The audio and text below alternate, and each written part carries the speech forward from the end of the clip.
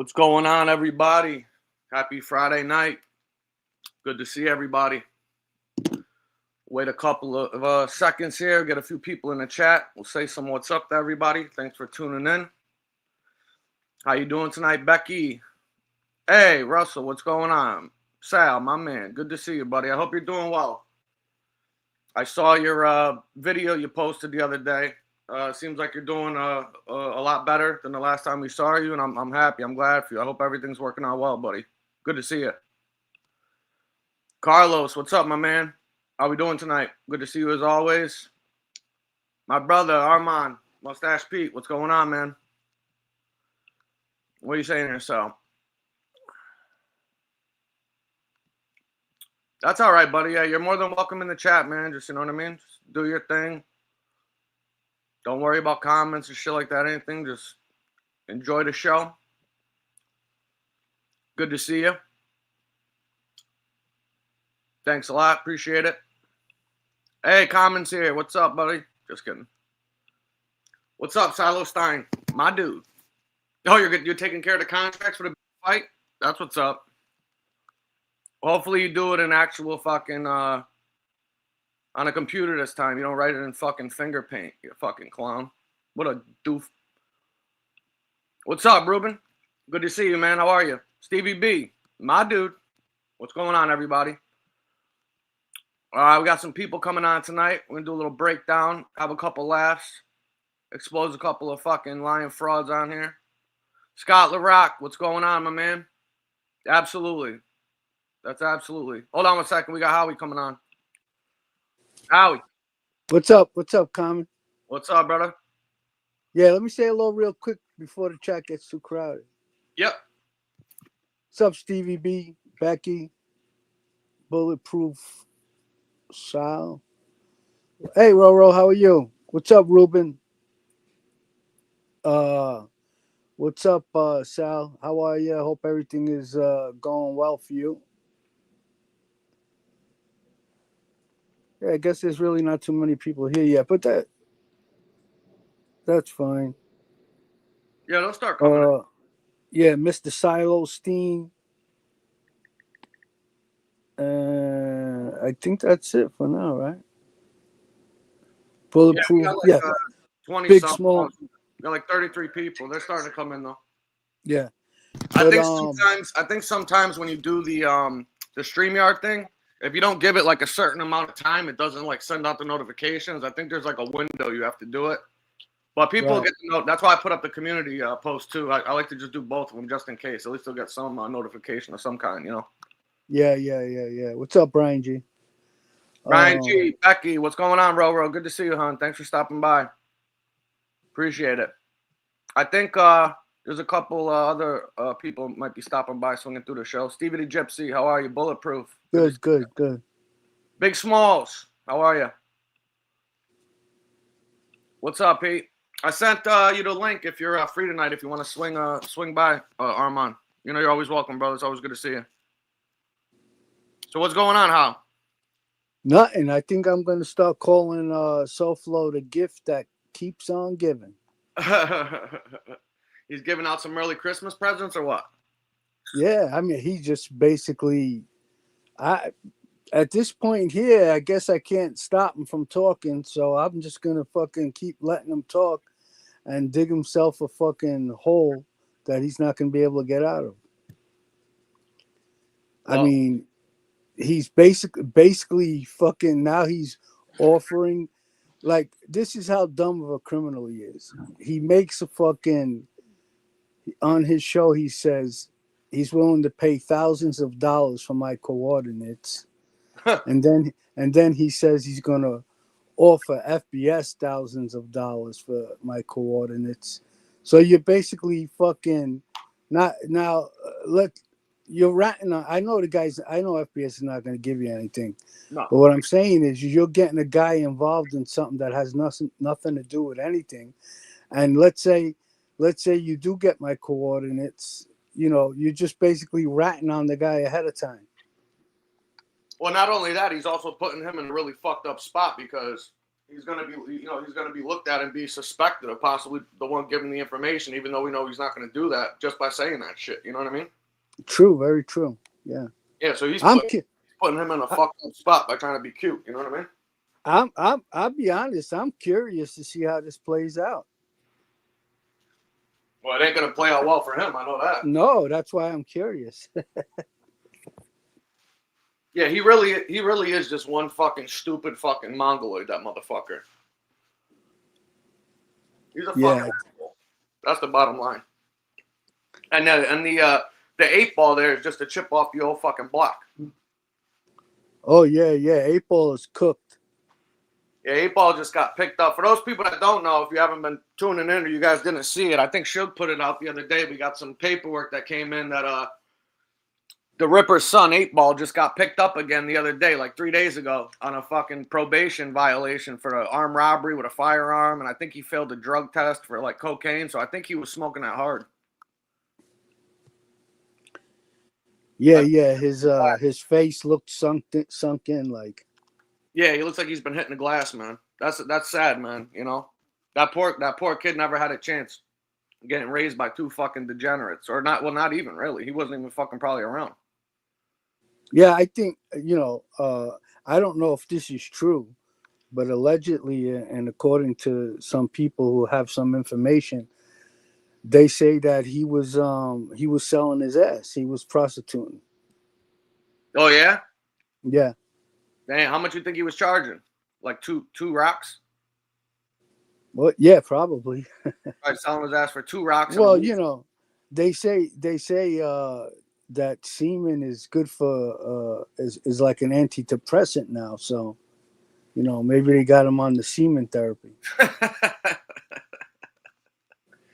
He's taking fucking. He's gotta have at least 3 loads a day and shit to be stable. Yeah, this guy comes on every day and makes up lies and talks about my ex-wife who has nothing to do with anything. He puts out false information, talks about my father, calling him a coward. You want to talk shit to me, keep it coming at me. Don't get other people involved. But because I'm going to fight fire with fire. That's it. So you what you do to me, I'm going to do it to you too. Yeah, and that's the only thing that we're left with, really, because if you try to do anything else, they want to call the cops and the fucking feds, and then when they go and do that and something happens, then they accuse you of doing it when they're the fucking ones doing it. You know what I mean? Yeah, and but everything that we're going to say is that I'm going to say, you're going to say, and others is going to be true, and we're going to have paperwork to back it up. This guy just, he just blatantly makes shit up. And that's all he's got, man. We've been how have we not been saying this from day one? Is that these guys got to come on here and tell lies about us, and all we do is tell the truth about them, and it's way worse than anything that they fucking make up because the shit we put out is true. Right. That should tell you everything you need to know. And the reason why these guys get away with threatening people for so long is because they don't law enforcement probably doesn't take them serious because they've never done anything like that. Well, they've never done any of the things that they threaten to do. Like Chicago Muscle saying, "I'll gut you," to BK. Fucking guy. He's never been fucking arrested for anything violent. Now at fucking 60-something years old, he's gonna start gutting people. Yeah. Now at 60, he's never fucking cracked an egg in his life. Now all of a sudden he's gonna start laying people down and shit like that. Give me a fucking break. It's just like you said, it'd be a big difference if somebody like you, threaten somebody to put somebody in a fucking hospital or shoot them or whatever, because you've actually done that shit before. So they would take that seriously. These guys, right. They know that they're just on here fucking talking, doing their YouTube LARP and living out their fucking fantasies on here. Their gangster fucking fantasies. Right. It's ridiculous, man. But at the same time, I mean, everything's got to be taken, somewhat, serious, or at least be addressed and shit like that. You know what I mean? To let them just talk whichever fucking way that they want. So, like you said, you guys want to do X, Y, and Z, then we'll just do it back then. doesn't it? Yeah, I'm just basically sitting back in my lounge chair, just waiting for this guy to go down. Oh, it's only a matter of time. Yeah, He already dug the grave. The grave's already deep enough now to put his body in. It's just a matter of when he crawls in there. You know what I mean? When they fucking roll his ass in the hole. yeah. He's just, and then he's just digging himself a huge hole, and he went on a rant saying that, uh, he's the way he explains it is that he went to Washington and told someone in Washington that Don Berlin is breaking the law, and he keeps bragging, "I'm responsible for Don Berlin." Basically he's saying like, "Yeah, all right, I went to fucking Washington and I ratted on Don Berlin. I'm a rat." Yeah, what is that all about? Does anybody know anything else about this? Because I was hearing that he had made that comment earlier. You were telling me about that, and I'm just confused as to. I mean, obviously, I haven't seen Don around in a while or whatever, but I also haven't really been watching shows like that either, though. That he used to go on or whatever. So I don't know if he's even been around. But I haven't heard Yeah, anything in a while. I was wondering. So I guess it now we just know the answer to that. it just came. I mean, I haven't heard anything for the longest time. It just came out of the blue. I don't know why the guy's saying it. Like, why would he be saying that if he's friends with FBS? Like, You see I this know. right here? This is a good one. You want to get the link, tough guy? You think you're fucking cute? See what happens, stupid. Seriously. Thank you. I'm gonna be saving this one. This is a good one. Blondie McLaughlin, whatever the fuck that is. Obviously, it's a fake name because you're a fucking coward. It's probably the Ripper. Yeah, it is. I'll find out. I'll find out whose account that is. So yeah, regardless. So like you were saying, all he did basically was go and confirm to everybody and tell everybody that he's a fucking rat. That he's going to the fucking FBI. He's fucking reporting people. Now he's taking responsibility for whatever happened with Don and whatnot. Now I don't even know if that's true or not. It's hard to take these guys' words for fucking anything to even really know. But if that is true, all he's doing is fucking proving all of us right about what kind of person this guy is. He likes to I, come here, run his fucking mouth, make threats, and the minute that you give it back to him, what does he do? He goes and runs and calls the fucking cops and the fucking FBI because he's a fucking punk. That's it. I'll tell you one thing. He better be fucking. He better be telling the truth, because if he's fucking slandering Don, he's gonna have a huge problem. I agree. And I really don't even know what that. What's up, Darnell? How you doing? I really don't even know what that's about, to be honest with you, because I don't know, what he claims he was doing or whatever. But he probably lied to whoever he called and shit. I mean, you read the letter that his brother wrote where he says that I'll frame you with the fucking law. So nothing's beneath this guy. Yep. You know what I mean?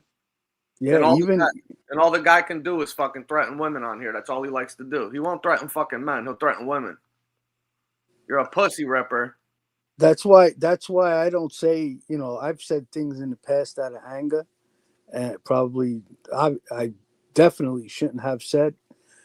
But that's why I'm careful with this guy, because I know he's looking to fucking report anything that I may say or do. Yeah, that's his only move. That's what he does. He tries to like bait people into doing shit. But meanwhile, he's the only fucking dummy that falls for it. He's a fucking jerk off. Hold on 1 second. I gotta thank you very much for the donation. I appreciate that. Thank you, Joe. And Bobby, thank you very much. I appreciate you too. We're gonna get into that too. If you guys haven't already, please hit the like button. If you guys can, leave a comment. And if anybody would like to please help support, donate to the channel, I got the Cash App, Venmo, and PayPal at the bottom of the ticker here on the screen. I greatly appreciate it. Thank you very much to anybody that's donated. And thanks for being here, guys.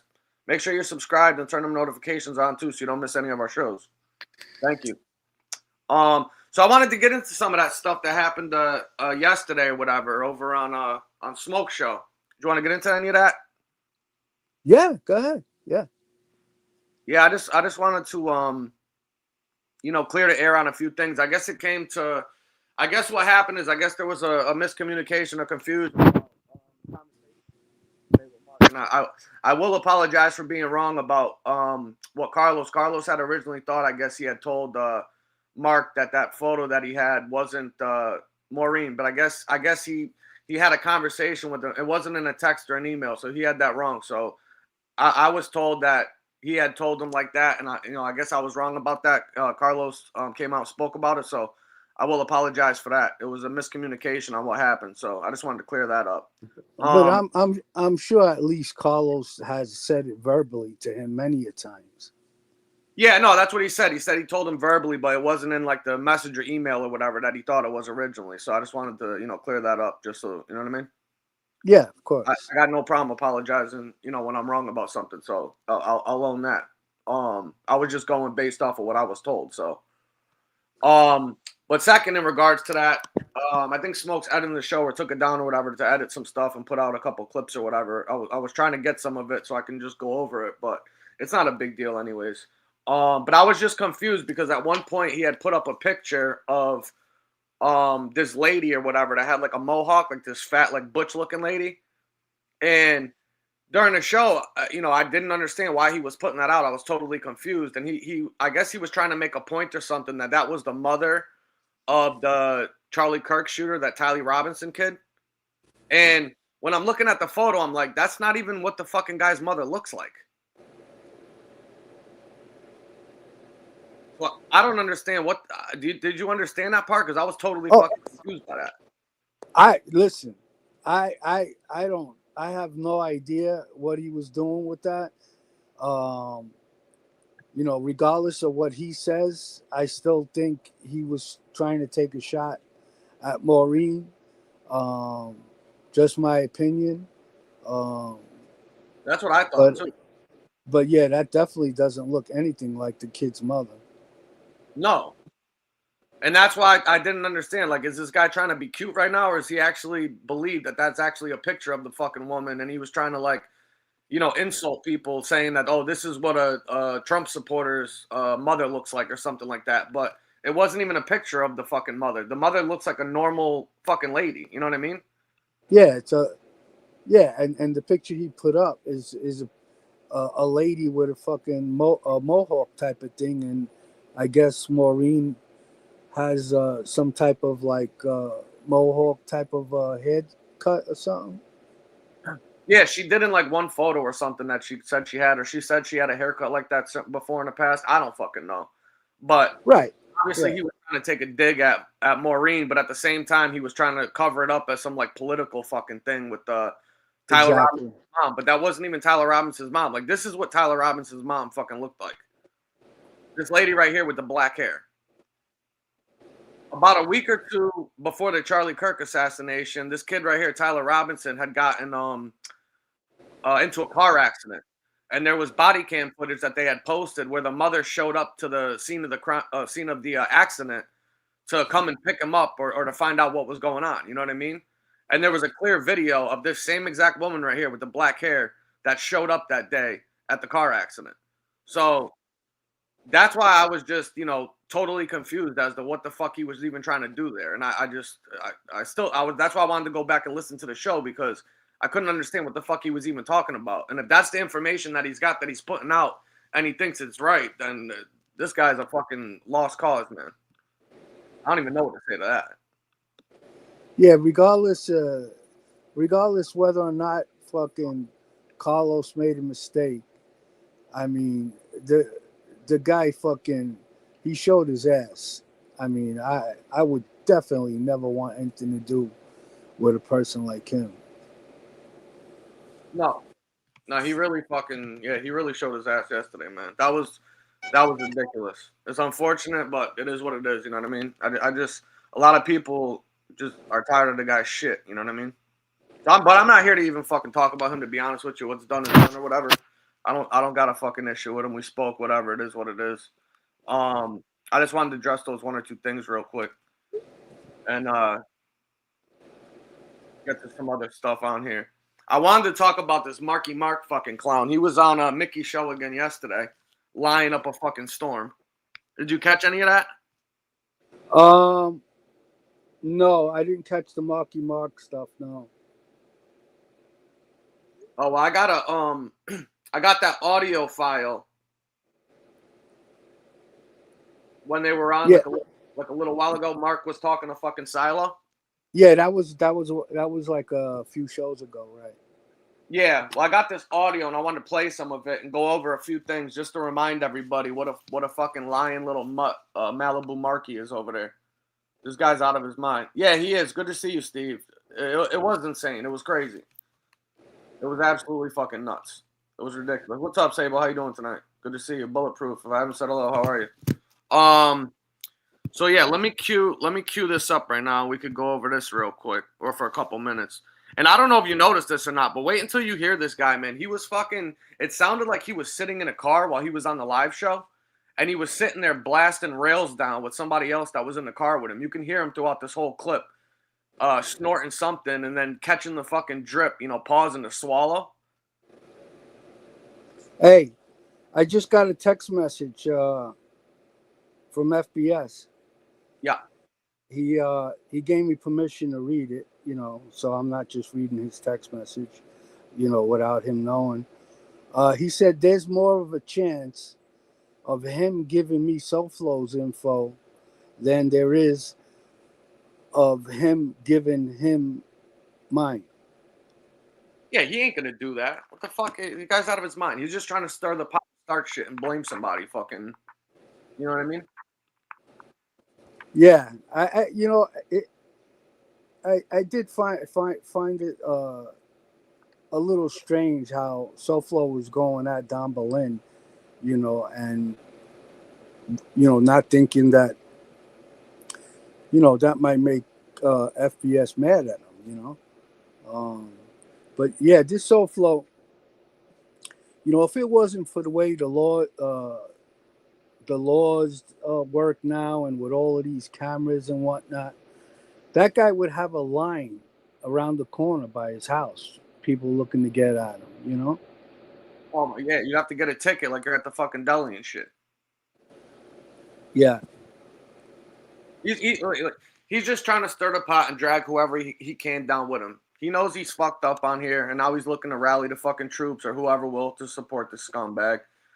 And they're all going to get put in the same box as he is. You know what I mean? Yep. Yeah, he's got coming. That's it. Yeah, he's got no problem trying to drag people down with him. No, he doesn't. And if you think, you guys have all seen how many times that he's reported somebody to the police, called the cops, reported people to the FBI. You think he's not going to do that to you guys when he gets picked up and he gets in trouble and shit? You guys think that he's going to protect you? You really fucking believe that? If you do, you're dumber than I even thought you were. And I already thought you were pretty stupid to begin with. So, I don't even know what to say to that. He's just a scumbag, man. He's proven it time and time again. That's why I don't understand these people that still support this motherfucker after all of this. They got to be just as big of a degenerate, if not more than he is at this point. And he's basically, obviously not everything he's doing, but he's basically doing Angel's dirty work. And like, what a fucking idiot. He's going to be Angel's crash dummy. Does he really think that Angel fucking cares about him or even likes him? Mustache Pete, is that you, bro? What's up, Armand? Yeah. Hey, what's up, guys? Listen, if you think about it, have you ever seen Crash Dummies? He actually looks like the Crash Dummies that are in those fucking cars. Yeah, with that head. He's got that Crash Dummy head. He looks just like him. But, listen, there's no way in hell FBS would ever give that guy any information. Hell no. Hell Did you hear? Right? Did you hear what I just read? That shit. Yeah.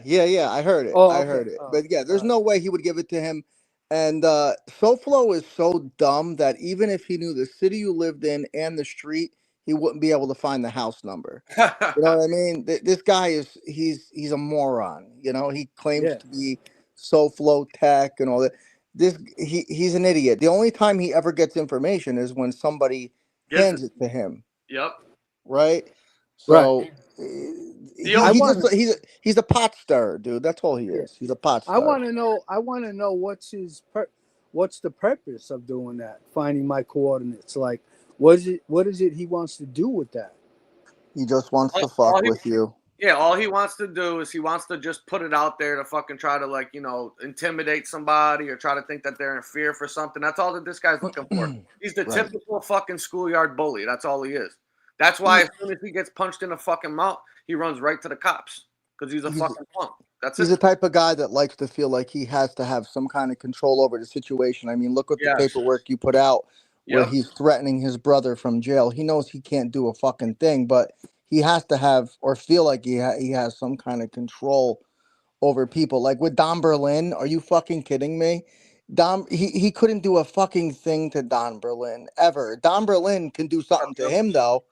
Yeah. But he couldn't Yep. do a goddamn thing to Don Berlin. If Don Berlin's not on here, it's because Don Berlin doesn't want to be on here. So Right. he's all talk. It's just all smoke and mirrors. We all know that the guy's full of shit. He can't do a fucking thing, bro. And honestly, like the one day when he was attacking me, and he put those videos up of like some black guy, or he had me blowing a kiss or something, and then some black guy reaching in the window. I showed my brother that. We were laughing our fucking asses off. Like he thinks that I'm gonna see that and get so mad and start punching the fucking wall. Like that's funny to me. You know what I mean? Like that shit, it's fake. It's not real. It's stupid. That's something that is fucking my kids. My kids do that AI stuff and they do a better job at it. First of all, second of all, it's funny shit. To me, it's just funny. It's not. It doesn't hurt my feelings. It doesn't make me upset. You know what I mean? He's just he's a child, dude. He's got the brain of a 12-year-old. Even if it was real, who cares? Nobody cares at this point in time about stuff about men kissing each other. That's what I'm saying. He thinks that we're going to look at it and get upset because when it comes down to it, he's all projection. That's why everything is you're gay, you like black this, you like black that, because we saw the paperwork that his brother, we saw the letters his brothers wrote. We know that that's his biggest secret and that he's embarrassed of it. So he figures it's going to embarrass anybody else if he exposes them with something or makes some bullshit up. Because deep down inside, that's him. That's what he's embarrassed about. Yeah, because he's embarrassed about himself because that's how he is. 100%, bro. What he's someone project that shit on everybody else and to try to make them feel the way that he does inside and shit, which he can't do because we know this shit is ridiculous and it's not true. But he gets off on stuff like that because he, like you said, he's a caveman. The guy's a knuckle dragger. You know what I mean? Yeah, total fucking Neanderthal brain and. You know, he's psychology 101. Like this guy talks about Sun Tzu. He can't even spell Sun Tzu. And, you know, it's just everything that he attacks people with when it's your girl getting banged by a bunch of black guys or you getting banged by a bunch of black guys, bro, that's him because that's what bothers him. So he thinks it's going to bother everybody else. It's corny. It's just corny and it's stupid. I haven't even watched him, bro, because to me, he's an old man. The other guy, the Chicago guy, he's just a troll. Nobody takes him serious. You know, he's just a cornball, dude. That's the funny thing too, is that he claims that people on here are all trolls that attack families, and he claims he's not a troll because he's been showing his face since fucking day one. Like he doesn't understand that you can be a troll that shows your face. You know what I mean? Like that's how stupid the guy is. He's done nothing but be a fucking thorn in people's sides and to be a fucking menace and just a fucking complete piece of shit since the day he showed up in this community. He's had fights with fucking everybody. He can't hang on to friends or anything because the guy's got no respect for anybody. He doesn't even respect his own wife. Yeah, he's a simpleton. If somebody can't even respect their own wife, what do you think that they're going to do to you? People like that can't have friends. You can't trust somebody like that doesn't even trust their own fucking wife or have respect for them. No, he's a bridge burner. Yeah, I guarantee he's burned every bridge in his fucking life, dude. 100%. You know. Listen, go ahead, brother. Go ahead. No. I was just gonna say he's a simpleton. He's a bridge burner, and you know he just doesn't. He has no control over his impulses. But go ahead, bro. I date in the past. I dated a woman that had a child. You know that was that had a child, an interracial child. You know, she was a white lady, and in the past, when she was younger, she had a child with a black man, and you know, I I didn't care about that, and I met the girl that they produced, you know, her daughter, and her daughter was one of the uh, most beautiful persons I've ever met in my life. You know, like she was so well behaved, well educated, and you know, like how can you hold shit like that against people? You know, when they can produce like like I feel like it's terrible just to um to look down on someone, you know, because they were involved into they have an interracial child, like like it Ridiculous. yeah, it's ridiculous because it I Yeah, don't but know, to like him, if that's that's the worst thing possible, obviously, and that's why he portrays that in all his videos and all his scenarios because that's something he's insecure about. He's a very insecure, fragile dude, you know. And you know what it is too is that he always says out of his own mouth that he's a half black fucking Cuban or whatever. So he calls himself like an interracial baby or whatever. And he's embarrassed because he knows he's such a piece of shit himself that he has to project that upon everybody else. So he's the actual fucking racist. He's the only one that comes on here and never brings up anything about what color somebody is or who's with some fucking colored person or black person or whatever. Or who's gay? Yeah. Everybody's gay. It's like, buddy, you went to a gay fucking halfway house when you got out of jail, bro. Come on, dude. You live with a gay guy. Like you put wigs on. It's he deflects as much as he can, but there's nobody that watches his show except for those five maybe people in his chat that are trolls. Cuban Muscle, Georgie Poolstick, all these fucking losers that actually like him. But everybody else nobody looks up to him and says, "Oh, I want to be like Tony Soflo when I get older." Get the fuck out of here. Well, food stamps right here. Food stamps. Sugar Daddy right here has it nailed. And it's absolutely true. And I said this before. He's got two comments here. He said that he was attacking Tom and Don earlier because he thinks he's invincible because he's been around the JT guy and he wants to look for smoke from anybody.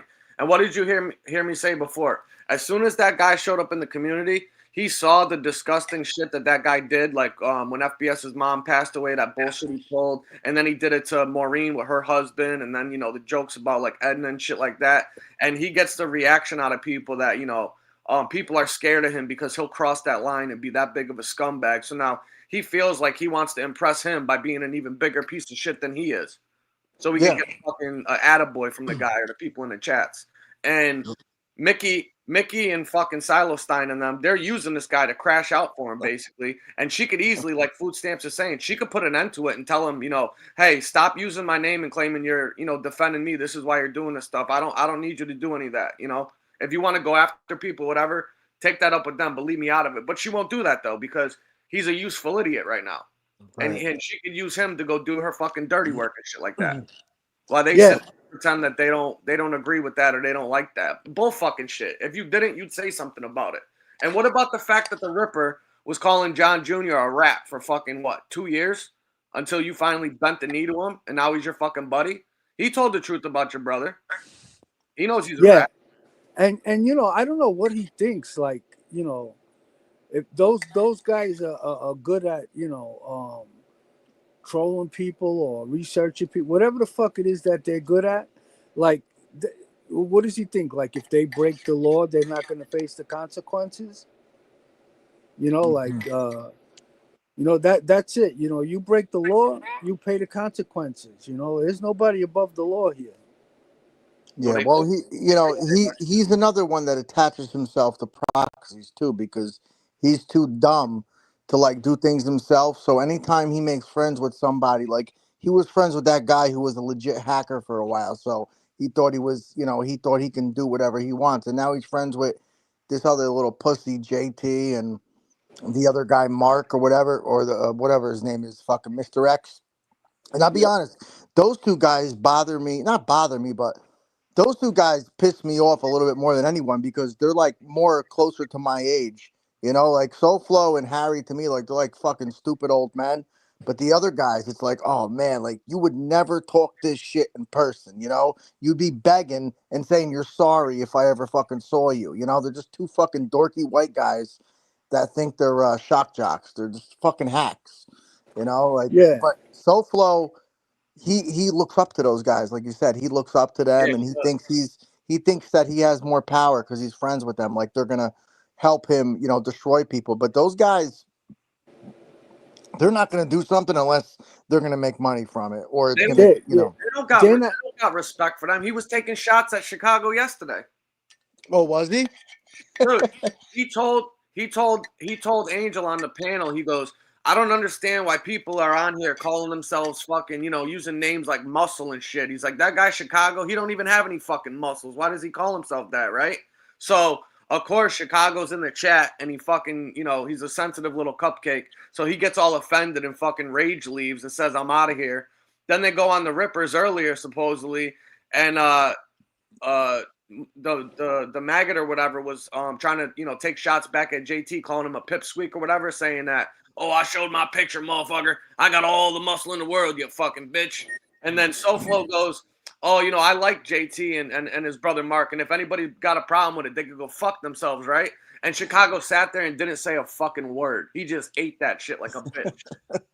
Dude, listen, I just texted you a photo from when Chicago did like this ghost thing one night on Angels, and you see his hand. He's holding like, I don't know, he's holding like one of those, Recorders. I don't know. Yeah, some kind of recorder, right? Oh my And if God. you look at this motherfucker's hand, he looks like a He's got what? women's hands.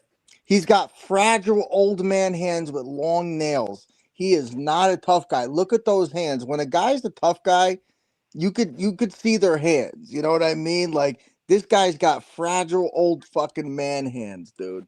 Like you're nothing. No one's scared of you. They don't take you serious. You're a troll. You're laughed at. Everything you've said is a lie on here.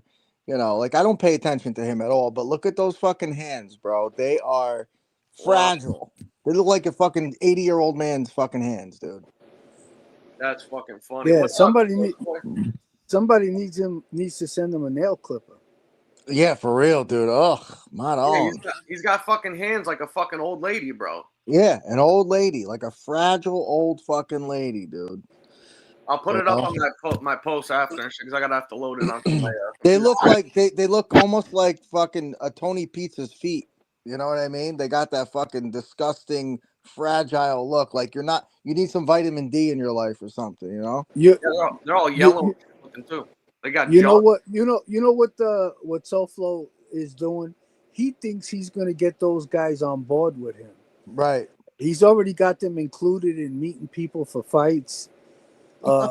People that these guys don't even know, and he thinks, you know, by being friendly with them, you know, like they're gonna help him out, and you can clearly see these guys aren't that fucking stupid. You can see just by the comments the guy JT made to fucking Chicago Muscle. He doesn't take him serious. No. Like I said, no. He's gonna wind up getting it into one of them because, you know, fucking Big Bad Tough Harry ain't gonna fucking let that slide. Yeah. No, he already fucking did it. He already fucking put up photos of him from like 15 years ago, showing off fucking muscles. I don't. To me, it looked like a fucking an AI. Well, he also, in the one picture that he had out forever, he's holding Boy George tickets. I'm sorry. Don't act like a tough guy and hold fucking Boy George tickets in your hand. What the fuck is wrong with you, bro? Boy George? Yeah, he had Boy George. The one fucking picture he had out of himself before he got doxxed. He's holding Boy George tickets in his fucking hand, bro. What the fuck? They're probably fucking front row and backstage passes too. Right, yeah, backstage for sure.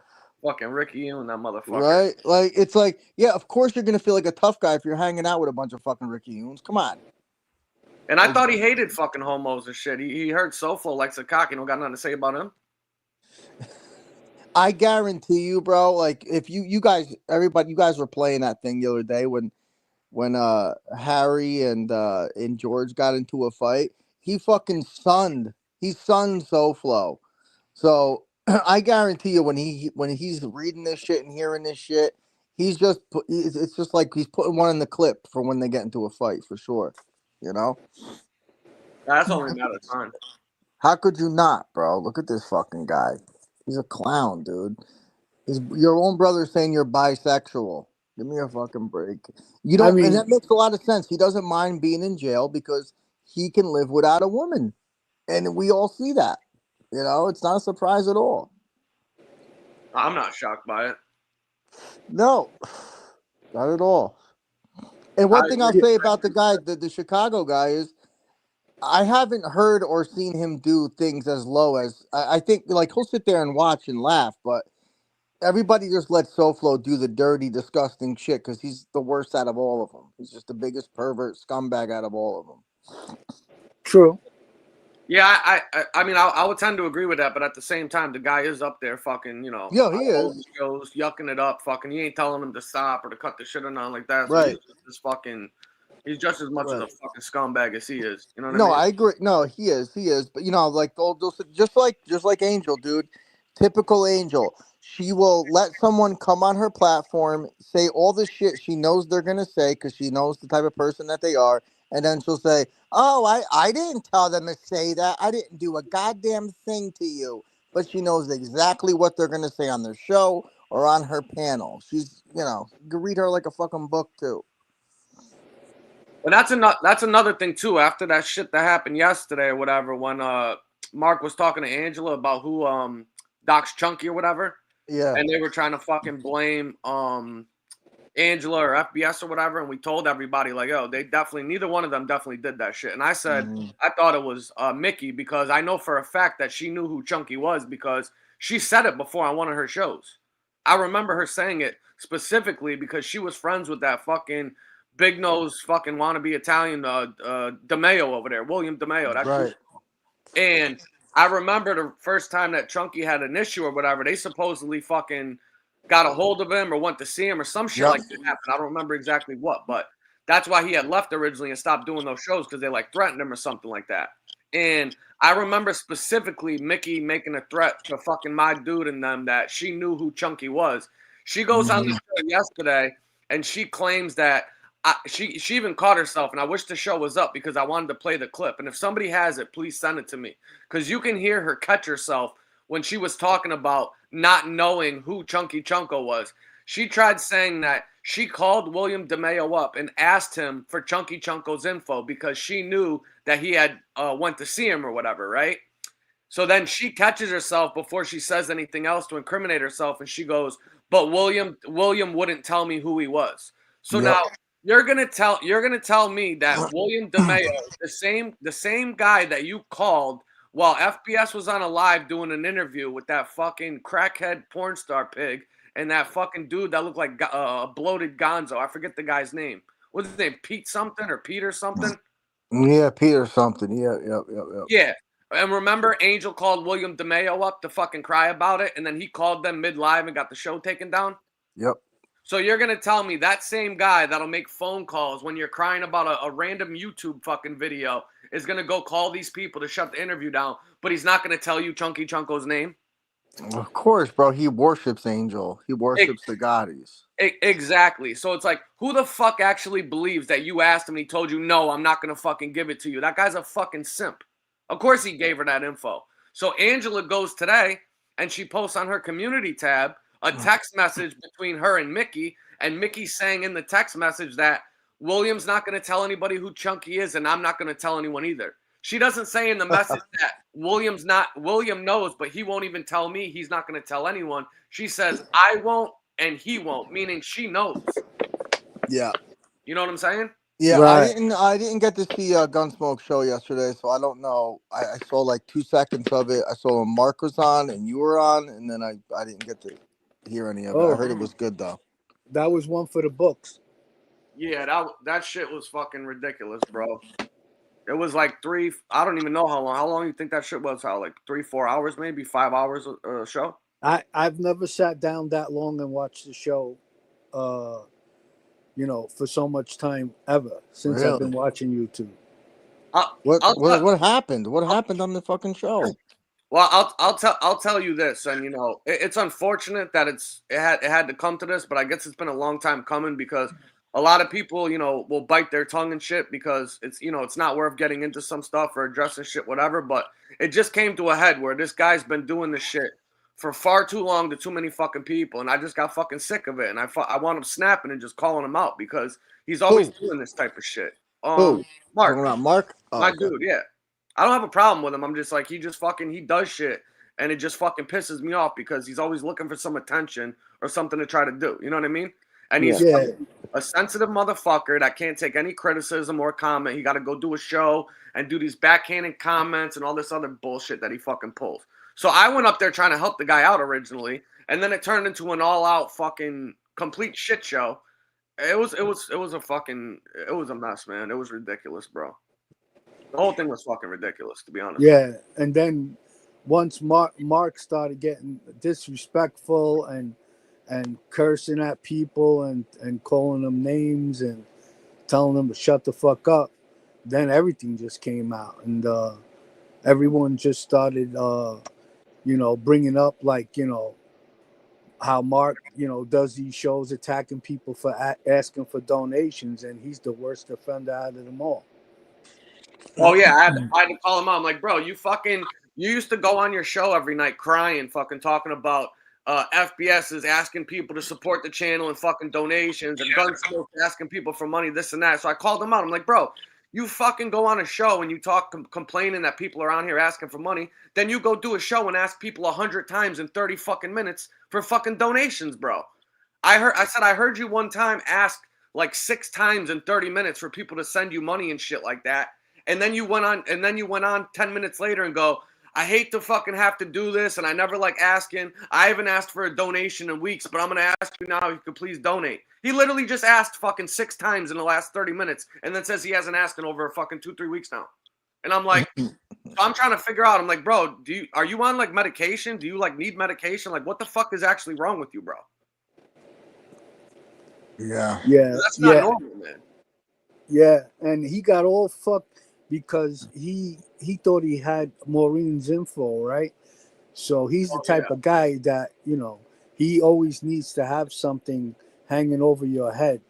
Right. And because he got disarmed and they proved that he didn't have her info, you had to see how he was fucking fighting and trying to reestablish that he does have the information hanging over her head. And that's the same thing that the fucking Ripper's trying to do right now by trying to drag other people into shit, claiming, oh, I'm going to get your info and shit like that. So he can do the same thing that Mark's fucking trying to do with Maureen, bro. Right. Nobody knows who fucking Maureen is. They all got the same playbook, bro. Yeah, they'll never, unless Angel says something, which I don't think she will. No one's ever he'll never find out who Maureen is. That dude could not research anything. He's a fucking total idiot. Total idiot. The Ripper you're talking about, right? Yeah. I mean, he might try to get Jim Terry to look into it because I guess he's a private investigator. But none of them, unless Angel lets it go, no one's ever going to find out who she is. Like, it's not going to happen. He tried. You see that fucking JT guy tried being slick yesterday, and he went on the show to start the show, and he tells Angel, he says, Angel, you know, I don't understand why you won't just tell everybody Maureen's name or whatever. Just give us her fucking husband's name or whatever, something like that. And he goes, SoFlo already has her info. He's going to be doxing her tomorrow on some fucking Rumble channel or something like that. So, he goes, you might as well just tell us now because he knows her name. And Angel's like, oh, that's not true. He doesn't have it, this and that. And JT was like, does her last name start with an H or have an H at the beginning of it or whatever? And she goes, no, it doesn't. And he's like, oh, well, you better go tell the fucking Ripper that because he's about to do a show and go and dox some woman. He's saying that he knows who she is. But they were so dumb the whole time. They heard what Mark said on Gunsmokes earlier and were trying to use that to get Angel to fucking dox her by trying to play her. And she's so stupid, she can't even figure out what the guy's trying to do. Right. You know? They're total fucking idiots. Like, those are the last guys you have to worry about finding anything out about you. Unless it's on Facebook or Google Maps, you really don't have to worry about it. You know? Yeah. It's like you said earlier. The only time that them guys have ever put out anything on anyone is because they got it from somebody. Right. FBS or Casparosa, really. That's it. Like, as far as like, the stuff they put out now, it's just recycled bullshit. That's it. Yep. And it's ridiculous, man. That's why I'm sick. Like, all these people that, that's why I blame Mickey for the shit, because she's the one that fucking bent the knee to that fucking scumbag originally. And now he thinks he can get away with doing that shit to fucking everybody else. Yeah. You know? Yeah, he's a lot more bold for sure, bro. Like, that's for sure. But. And if she would just open her mouth and say something to that dude, like, stop fucking, if you want to come in my chat or you want us to fucking come in your chat or whatever, you need to cut out with the bullshit you're doing on here and stop going at people's families. But she's not going to do that because she likes him doing that, because he's going after people that don't like her. So he's doing her bidding for her, and he's going to be the one that pays for it. She's not. All them simps and shit, they're not going to give her up. They'll give him up. Right. You know? Oh yeah, 100%. Nobody fucking cares about him. They don't know who he is. He's a nobody. You know what I mean? She's the one with the name, that she runs on. So yeah, it's not a smart move, but they'll find out. They'll find out the hard way. Oh yeah, 100%. Yeah, and this guy's got the balls to say things about people. Meanwhile, his fucking ex-wife, baby's mother, whatever you want to call it, accused him of raping her or graping her. Sorry about that, Common. You're good. And he wears it like a fucking badge of honor that he beat her up with a pool stick for it. Right, bro. He's so dumb. The other day, I think I heard him say on his show, I tuned into his show just because I was curious if he said anything about me. I'll admit right. It. But he had Howie. He's still saying that you unalived somebody. Yeah. It's like, bro. I told Common that the other day. I was like, this guy's still fucking insisting I killed somebody. I know. Both of them were up there the one day. Him and the Chicago guy said, "Oh, you killed an old man." It's like, you guys don't realize how dumb you're making yourselves look, that you're taking stuff that has been proven to not be true. The only other person who said that is another dummy who they hate. So it's like, are you fucking kidding me, bro? Like, you guys are just showing how stupid you're showing your ass, because none of that, the other thing that they're accusing you of, none of it's fucking true. No. So you're making yourself look stupid. You know what I mean? It's true that I attempted to make a recording. Right. But there is no recording. Right. Yeah. And that information came from, if I'm correct, it came from someone who was trying to get bail. Right.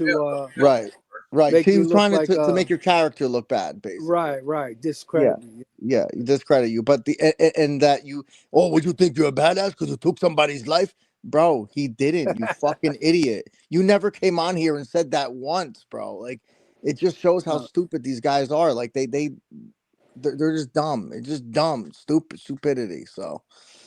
And they've been told, it was funny when Muggsy called him that day on the phone. Right. He didn't realize that he was on live. And SoFlo's whole fucking demeanor changed when Muggsy was telling him, you know what I mean? Like, that shit wasn't true. He's like, come on, fucking Muggsy, don't do this to me right now, big dog. Come on, right. Bro. He also told him how he will shoot you. Like, he'll stab you or shoot you. Yeah, Muggsy was telling him, he's like, SoFlo, how he's not a punk. He shot 2 of my friends. Yeah. Right. And he was like, come on, Muggsy, don't do this to me. Yeah, that shit was funny, bro. He was like heartbroken, fucking he was telling him that shit. He's like, well, you think I won't do that? He's like, no, he's not a woman. Right. He's not a woman. If you're a woman, maybe you'll do it. Then he started challenging me to like fucking high noon, like a shootout. Yeah. But Howie, do you remember Muggsy? Like, do you know who he is? Yeah. Oh, okay. Yeah, I mean, I know I know he said the same, like, I think if it's the right guy, he said his brother maybe got shot by John A-Light or something. Was that no? He got shot. Junior Ruggiero and Vinny Gotti. Yeah. Okay.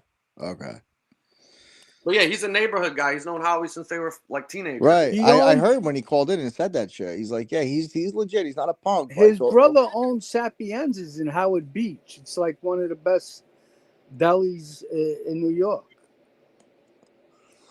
yeah.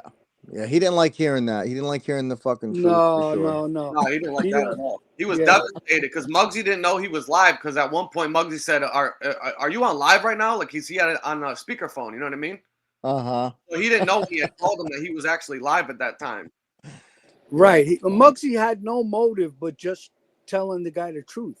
Yeah, You know, he came on to tell him that it wasn't true that I killed the old guy. And then the conversation evolved, and I guess he felt that he should give SoFlo some advice and tell him that I'm not a punk or whatever, and SoFlo didn't like that. Yeah, well, where did that even come from? The whole thing about killing some old guy. What is that? What is that actually from, Howie? This is what happened, right? The Bill Prophet. A long time ago, this guy Tony Muscatello. There's two Tony Muscatellos, right? Yeah. One. The Tony Muscatello, who's a wise guy, and the Tony Muscatello, who's his cousin, who I was friendly with both of them. And I mean, even the cousin might be a wise guy today. I don't know. So the Tony Muscatello, the cousin, had told me a story about one of the guys part of my robbery crew, that they killed an elderly guy by mistake.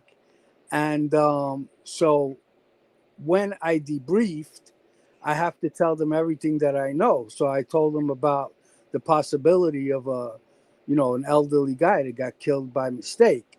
So the feds were never able to even find an incident like that. There was never proven to be any elderly guy that got killed during a robbery.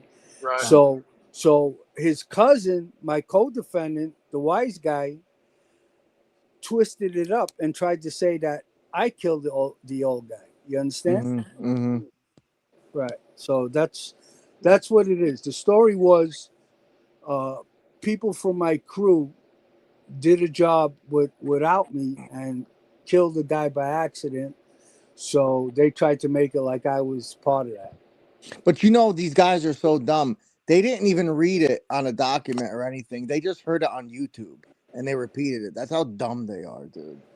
Like they don't get that from anything else.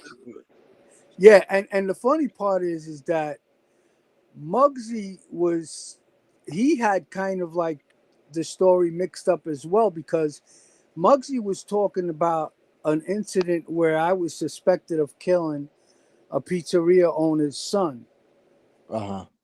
Yes. And that's what Muggsy was talking about. But what SoFlo's talking about is the other incident of the elderly guy that was killed by accident.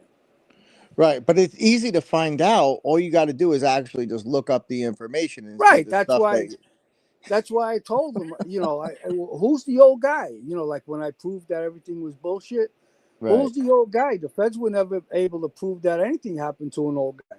Yeah, you would have had to fucking talk about that. You know what I mean? So exactly, right. Whether or not the guy really got killed or not, I have to bring it up just in case. Right, yep. right. So they just heard someone on YouTube say it from like an old show, right? And then they repeated it. Like I heard. No, they got it from a bail proffer that Tony Muscatello put in, and was trying the same stuff that he was trying to discredit me on. Yeah. He also said that I killed an elderly guy. Right, but I don't even think they read the bail proffer. I think they heard someone say it on one of these shows. You know what I mean? I think Kriya put it out originally or something. Yeah. The guy that they discredit all the time and talk shit about, but they'll take that. Right, like, and the pizzeria guy, that was a news article. Uh-huh. Yeah, but it wasn't me. They thought it was me, but it wasn't me.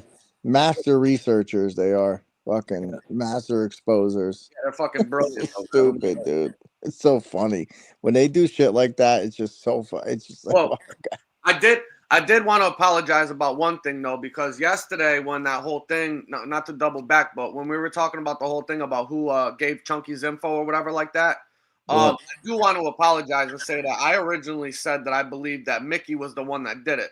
But I didn't know that, according to Chunky, Silo also had his information. And if I had known that, I would have just said straight out that I bet you fucking Silo's the one that did that shit then.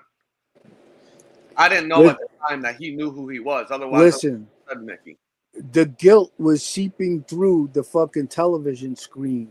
Yes. When Angel was talking about it and Silo was sitting there quietly. Yep. Yeah, it's the only time he shuts up. Huh? It's the only time he shuts up. Probably. Yeah, that's how you know he was guilty as fuck, man. Right. He basically admitted it without saying a word. I have an idea about something, but I'm not going to say it on here. I'll tell you guys off of here, but because there was a couple of people that I think knew about it, so I'll tell you off of here. But yeah, no, I don't think it was Angel. I don't think so. But Silo makes a lot of sense, dude. He'll do anything to be cool with people. Vroom, vroom, motherfucker. Yeah. Well, the other thing, too, is don't forget that he had that issue with the whole fucking Oasis tickets with Mark when Chuck paid $100 to the thing, too. Yep. So he's got a motive and a reason to be salty about shit, 100%. too. I can see him doing that, trying to kiss their ass, you know what I mean? And then meanwhile, the Ripper wants to go on, and he made some bullshit comment, something about, there's people on here that, aren't in the same financial position that you're in, big dog.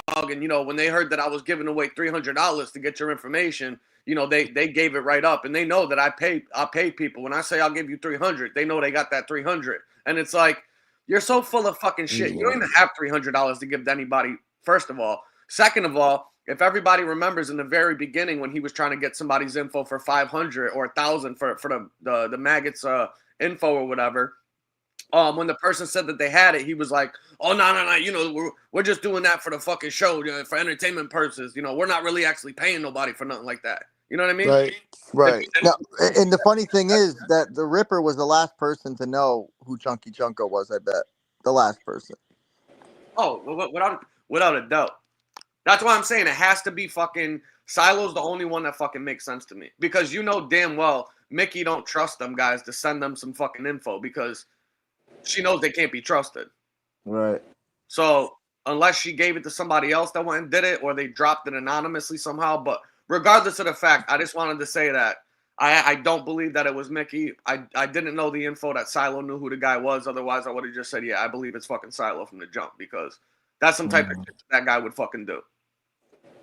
And I don't put that past him at all. Yeah, and you know what the crazy part is I've done so many bad things in my life, and they refuse to talk about the things I actually did. They want to talk about things that I didn't do. Yeah, right.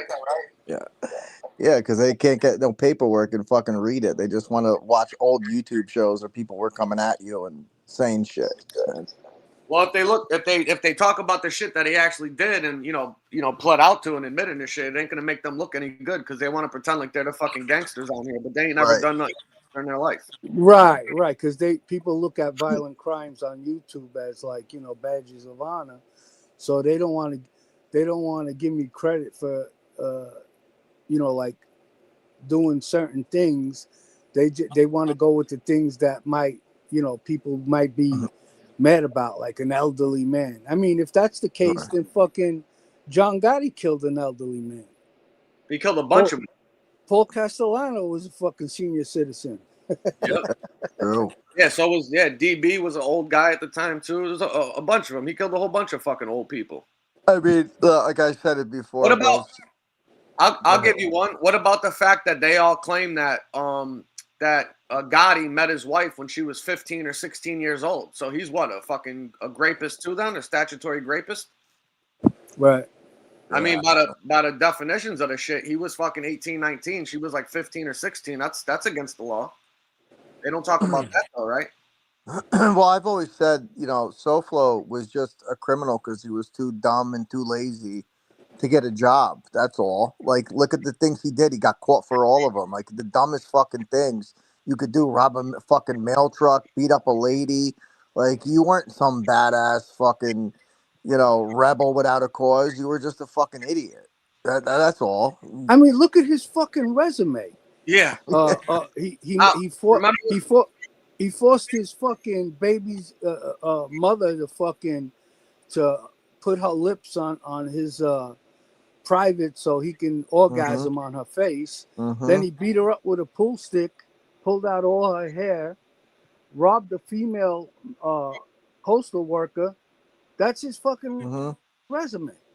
Yeah, you got accused of a reprehensible crime. Hey, SoFlo, if you didn't do it, bro, why didn't you just if you were innocent, why didn't you just go to court? Why were you so afraid to go to court if you were innocent? No, you had to beat her up because you were afraid that she was gonna fucking go there and tell the truth on you. You know what I mean? If you're innocent, you didn't do anything. He admitted in that comment that he made on the show that he admitted it where he told them tell the lady that what did he say exactly? Tell them the woman's gonna tell him that she's gonna drop the charges. He didn't tell them that the woman's gonna tell you I didn't do it. He said the woman's gonna tell you that she doesn't want to press charges. Yep.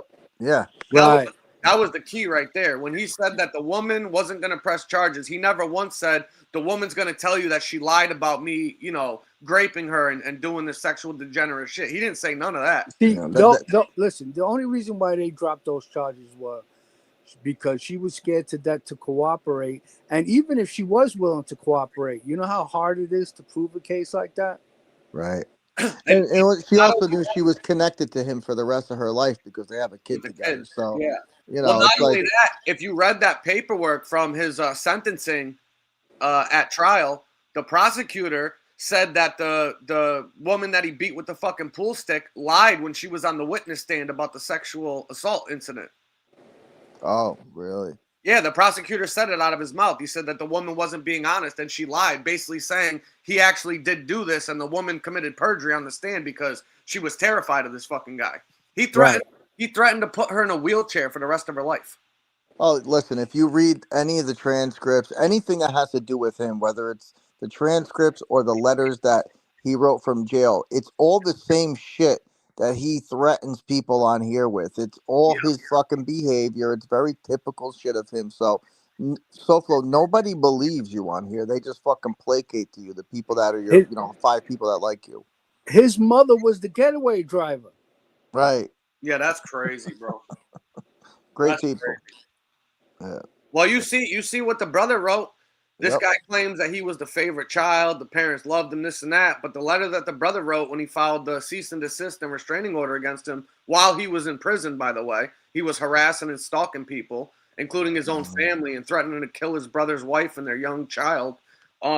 He put in there that the parents had to file a restraining order against the guy because of the stuff he was doing. So he's lying about his relationship with his own parents. They didn't even want nothing to fucking do with the guy. He lies about everything. What kind of dumbass would write letters like that from jail threatening people thinking you're not going to get in trouble for it too? He's just a dumb fucking idiot that has no control over his impulses, and he proves it every day when he's on here. This is just another outlet for him, That's all.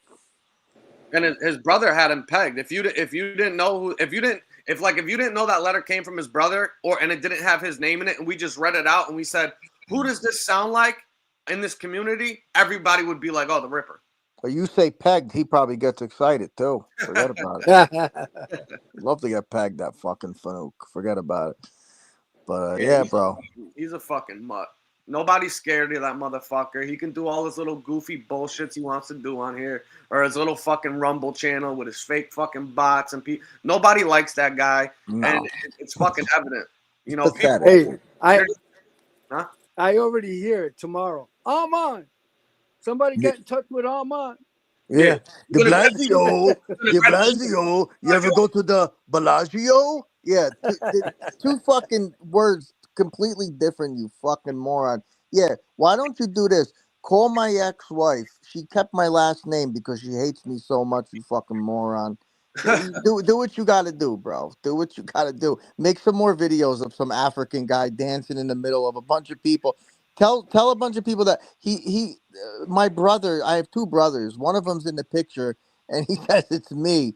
And he had the guy doing something. I don't even know because I didn't see the whole video. But he's so dumb he can't even tell me from another person. He's a dummy. I don't watch it, but the videos I've seen, the AI ones, I just laugh. It's like, all right, bro, whatever. You want to have me blowing a kiss to fucking Carlos? Okay.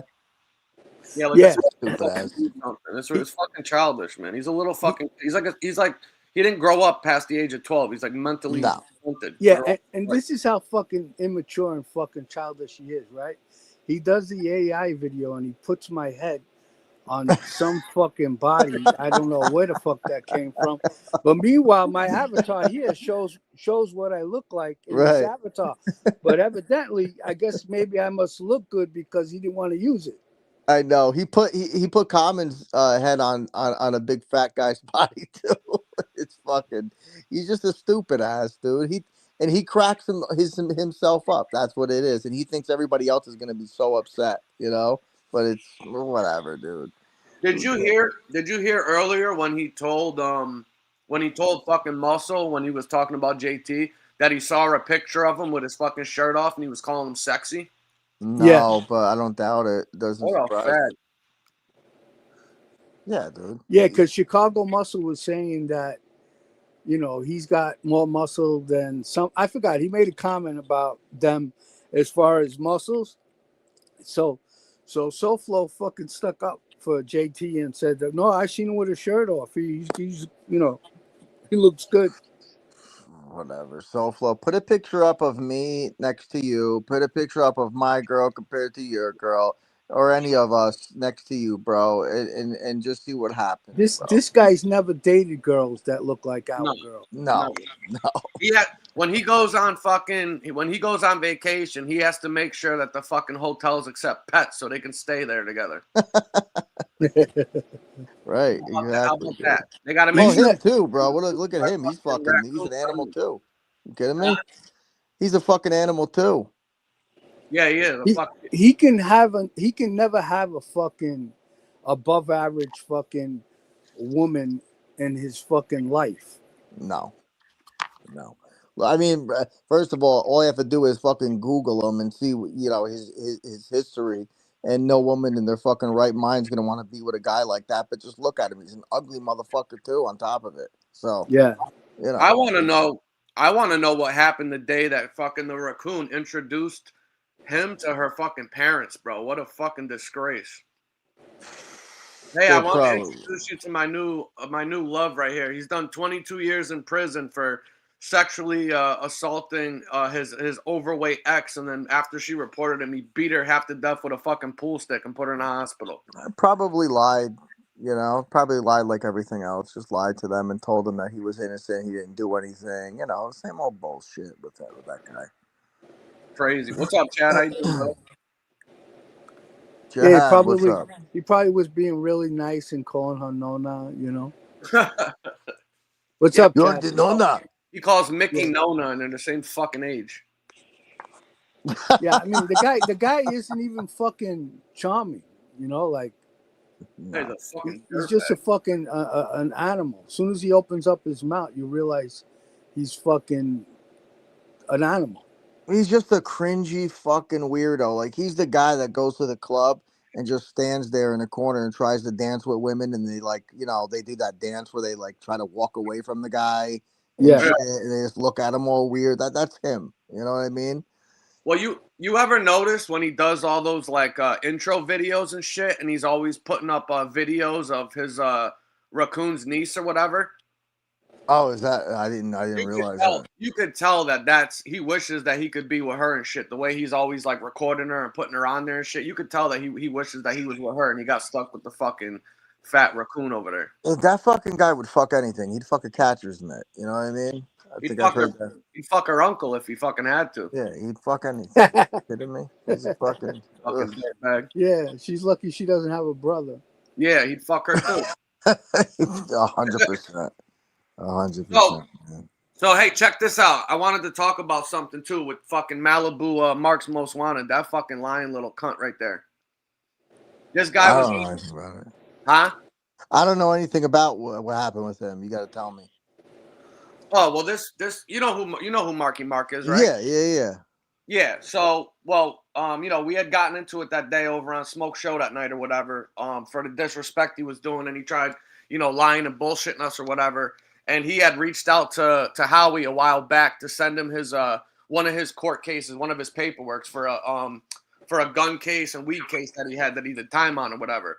And he had messaged Howie, sending him an email telling him basically like, hey, I want to send you this because, you're a real one and I know you're a real G. And if you see this paperwork, you'll know that I'm telling the truth about, who I am on here, whatever. Basically asking Howie to vouch for him type of shit. You know what I mean?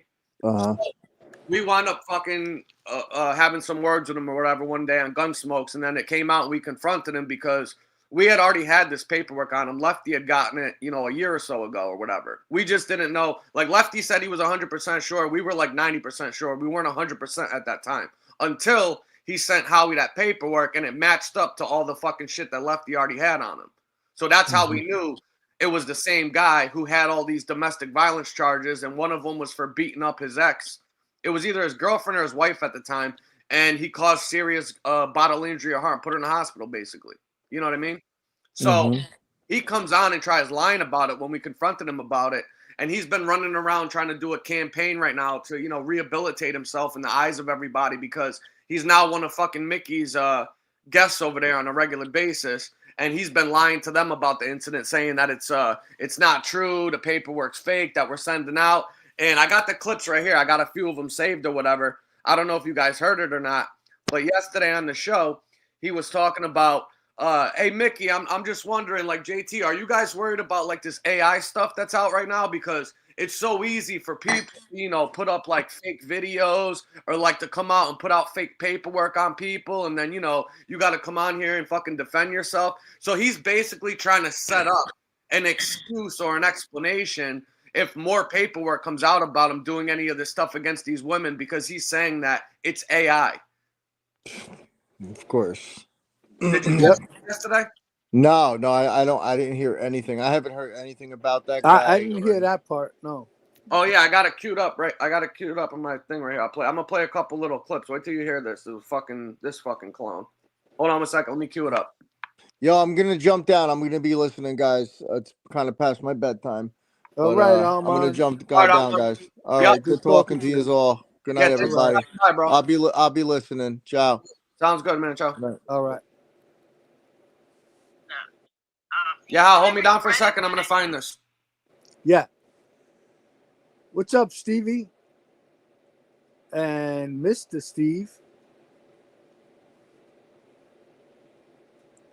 Stevie B, Scott H.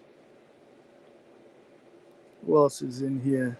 Gotta wait for the thing to scroll by. I think I saw Chad earlier. Boogie. Let me see if I can see more over here. Lefty. What's up, Lefty?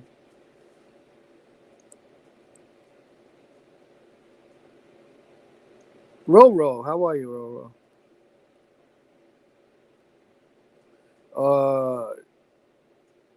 Joe A67. I knew somebody back in the street by the name of Joey A.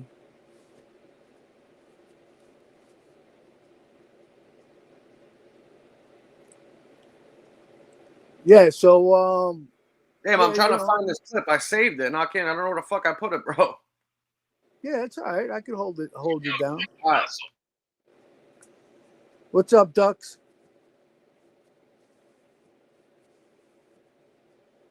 Yeah, we're just talking about this asshole again, he's always looking for attention. I mean, he's easy. He's so full of shit. It's easy. It's honestly, it's becoming entertaining. He's just fucking, basically, we're just giving him enough rope to hang himself. Eventually, he's gonna face consequences one way or the other. Hey, Sally, how are you? I guess Tom Sheehy was in here earlier. What's up, Tom?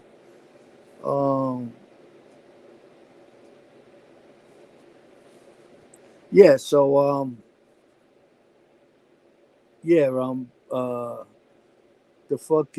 the great bait, the fucking sexual deviant predator. What's up, Brian? I got it right now. How I found it. All right. Let me cue this up. Listen to this guy. He's already trying to make excuses for himself. Check this out. Hey, let me ask you something, Jim and Angel. Are you guys kind of worried, with AI coming out, and it's pretty good now, the shit they can do with it. There's so many different softwares you can use. Yeah, I never right? But like, how these people try to come out and say, oh, the guy stabbed a 9-month pregnant, all this fucking crazy, wild shit. People can fucking doctor shit. I mean, not like they couldn't already, but they can totally doctor and fudge paperwork and pictures and all kinds of crazy shit now. You know what I mean? It's it's a pain in the ass. It's gonna be a pain in the fucking ass. Watch, because people are gonna have to keep coming out and especially like on YouTube, because there's no court involved. You're gonna have to keep constantly bringing paperwork and receipts to things you say and do. Because this is what these kind of people are gonna do. They're gonna use AI to fucking lie on you. Yeah, but AI, I never liked it from the get-go. What do you think about that, man? Yeah, he's setting up. He's expecting more shit to come out on him, and he's going to use that excuse to discredit it. Yeah, he's already trying to basically like lay the groundwork then, so when people go and they find out that this guy actually did assault his ex-girlfriend and cause great bodily injury or harm and put her in a hospital, that it's fake and it's all AI generated. So you guys shouldn't believe it or trust it when the paperwork fucking comes out. Yeah, that what's up, Red? Damage control. Yeah, he's already got a fucking, guilty conscience and is trying to figure his way out of it because he knows it's going to be a fucking problem because he's been lying about it for the last fucking, 6, 7, 8 months now, something like that. Yeah. What a fucking goofball. Well, I got a bunch of, you want me to, I got a few things lined up too. I don't know if Lefty's still in here. If anybody remembers when Malibu Mark first started coming around the community and he was talking about his criminal prowess and his background or whatever, he had made a comment on several different occasions that he had fought an attempted murder charge back in the day when he was like 17 or 18 years old, something like that, right? And last night on the show, and I explained this like a week or so ago, so I know that this guy's been listening to the shows that we've been doing because he went and literally repeated what I said word for word about the incident involving the guy in prison that he claims he got in a fight with the guy that allegedly sexually assaulted some like 9-year-old girl or something. And Marky Mark claimed that when he got that guy's paperwork that he set off a prison riot, and the paperwork that everybody's been talking about regarding the bodily injury or harm case was him stabbing this guy multiple times. And he goes on the show and he tells everybody that everybody knows that if you've been in prison before and you stab somebody, that you're going to wind up getting an outside charge and getting charged with an attempted murder case anytime you use a weapon like that, right? And he says that you can all go and look up all my paperwork. I'm even sure that they have it. He said, I've never been charged with any type of attempted murder or anything like that any fucking time in my life. Never. It's never happened. Well, you said previously on shows when you first came in the community that you fought an attempted murder charge when you were 17 or 18. Do you guys remember him saying this? I wish I had the clip. If anybody does have the clip, I'd love to get it just to fucking play it for this. Of what guys? What happens to guys with attempted I don't know. I just got sent like 4 clips, but I don't want to look at them while I'm on here because then it's gonna fuck up the audio. Oh, but, shit. Yeah, I'm gonna mute myself for a second. All right. Yeah, while you mute yourself, I'm gonna play another clip from yesterday's show because we're gonna take a little walk down memory lane with some of the audio I got in a conversation between Malibu Mark and Silo from a couple of weeks ago that you guys are gonna find very fucking hilarious. And in this clip, you're actually gonna hear, I believe it's the one that I have. There's 2 of them. But one of them, he's actually admitting that the house that he was doing the video in that live stream that day wasn't his house at all. And it was actually, I believe, his either girlfriend's or wife's family's home. Now, he also said yesterday on the show that his girl, something about him and his girlfriend, something that they do together, something like that. Meanwhile, on a show 2 weeks ago, he was telling everybody that he's been married and has a wife. And then all of a sudden yesterday, the girl's now his girlfriend again, and he's not married. Like, this guy can't even remember the fucking lies that he's told people. And yeah, Lefty did tell everybody that, yeah. And it was funny because if you guys remember the live stream that day, we had a clip of it when he was walking through the house. He walked into to a closet and he grabbed some black like zip folder or whatever, 3-ring binder type thing, and he opened it up on what looked like the dining room table or the kitchen table, whatever you want to call it. And right when he opened up the folder, there was a picture of an Asian guy in like a chef's outfit right on the front page. And as soon as he opened it up and saw it, that it was there, he closed the book up real quick and grabbed the money that was out of it and was flexing the $20,000 in the envelope like that was his. When the reality of the fact is that money wasn't even his, the house wasn't fucking his, and he was lying about fucking everything. And now he's over on Mickey's show and he's got these people hoodwinked. Or I don't even know if they believe the guy. I just don't think that they want to call him out because he's up there, you know, kissing the ring and kissing ass. Even though he's been on multiple shows in the past, calling John Jr. a rat and talking shit about Mickey, talking shit about Silo, all of them. But these people, for some reason, get this amnesia, so to speak, and they forget that shit's on here that gets recorded. It's fucking hilarious. Chad said, comment on Angel's show last night.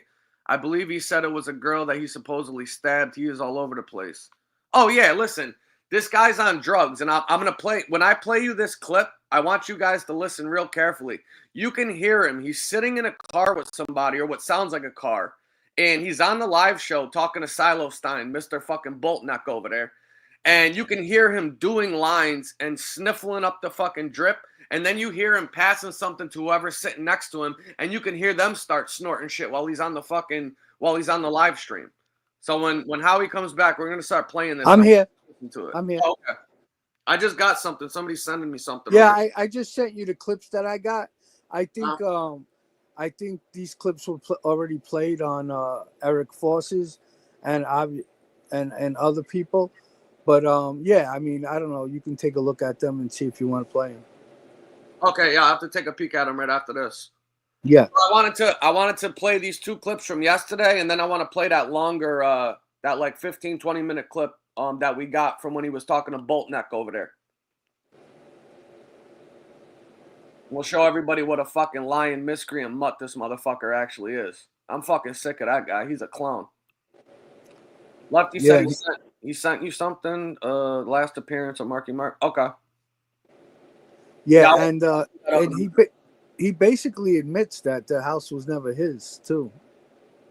Yeah, so if the house wasn't him, that means that folder that he opened up and showed all that money from that he claimed is what he made off of his cannabis business, that money wasn't his either because the house wasn't even his. Remember that folder he opened up? Yeah. He explains who the house belongs to in that clip. Yeah, he said it's his wife's family's house, right? Right. Well, yesterday on the show, he's calling her his girlfriend, not his wife. Right. He keeps saying my girlfriend, but a month ago she was your wife. Right. Those are 2 very different things. So hold on, let me cue this up real quick. We'll get a laugh out of this fucking asshole. Hold on 1 second, I'm gonna cue it up.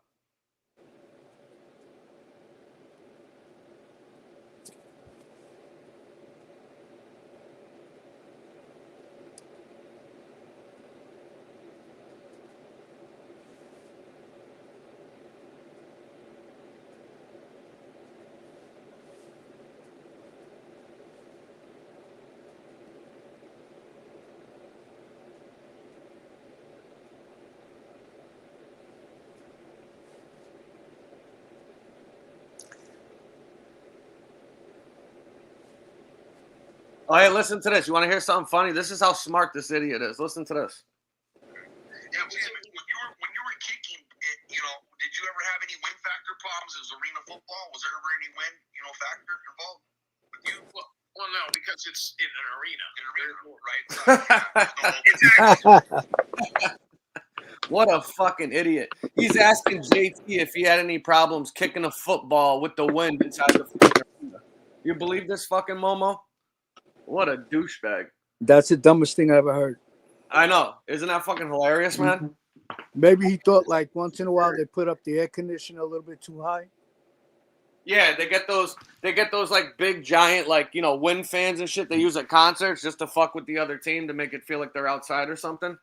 Yeah. What the fuck? What an idiot, man. So here, I'm gonna play that that clip we got between him and Boltneck over there. And I want to explain a couple things to some people while we listen to it. But listen carefully while you hear this guy. You can hear him snorting. I don't know what type of drugs he's doing. Maybe it's coke or I don't know. I don't know what he's doing, but you can hear it clearly. All right. And this is regarding the whole incident that happened with Dragon over those leather holsters. And we're going to talk about this once and for all and clear this up just to show everybody what a pathological liar that this fucking guy is. He can't even help himself. It's so ridiculous. So here, check this out.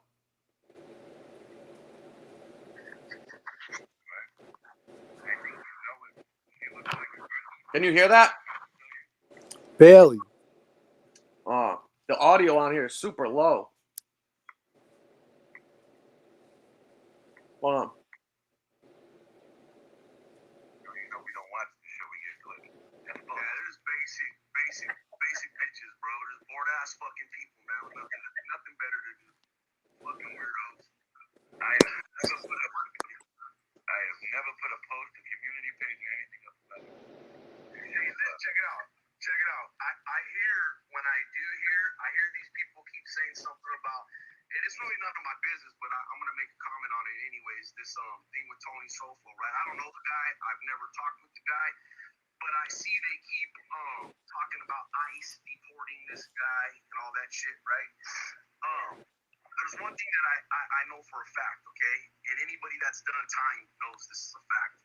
When you do time, if you're an illegal alien or you're an illegal period, as soon as you parole, ICE will be right there waiting for you with cuffs. And they're going to put you on Con Air and fly you right back to your fucking country. 1,000%. Absolutely. Here's a different guy.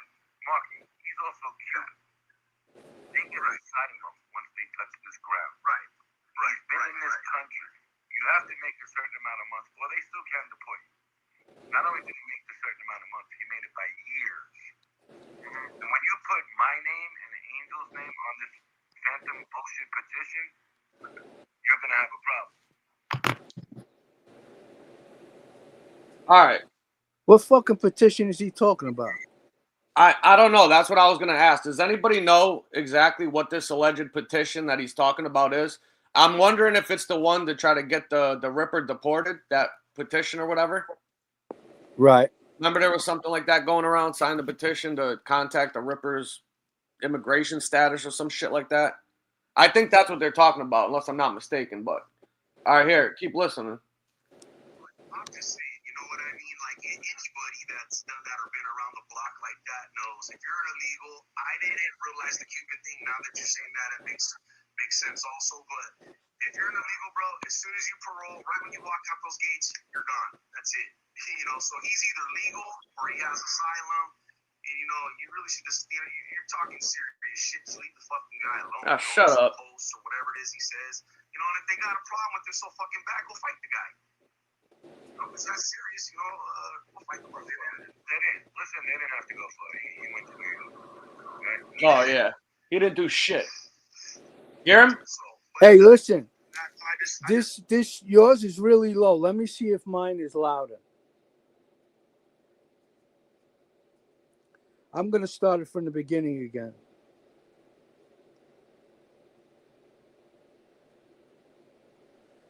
All right. Nice, beautiful dogs. Some cane corsals and pit bull, you know. And I was like, yeah, I would fucking like to have a custom-made fucking phone number. I was thinking about the other day. I was still. Rewind it, Howard. Tell me how. Yeah. You hear it all right? Yeah, it's better than mine. If you can't rewind it, just turn it all the way up. Hold it close to the speaker. All right. Yeah, I got it all the way up. I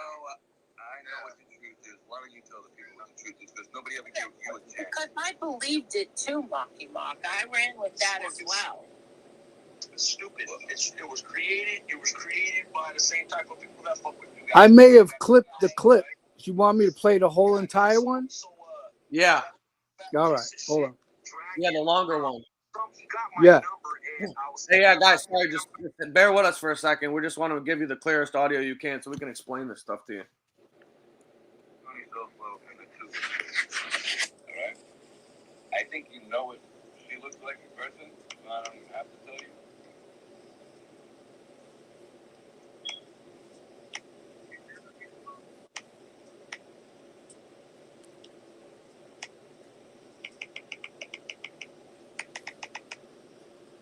That overnight.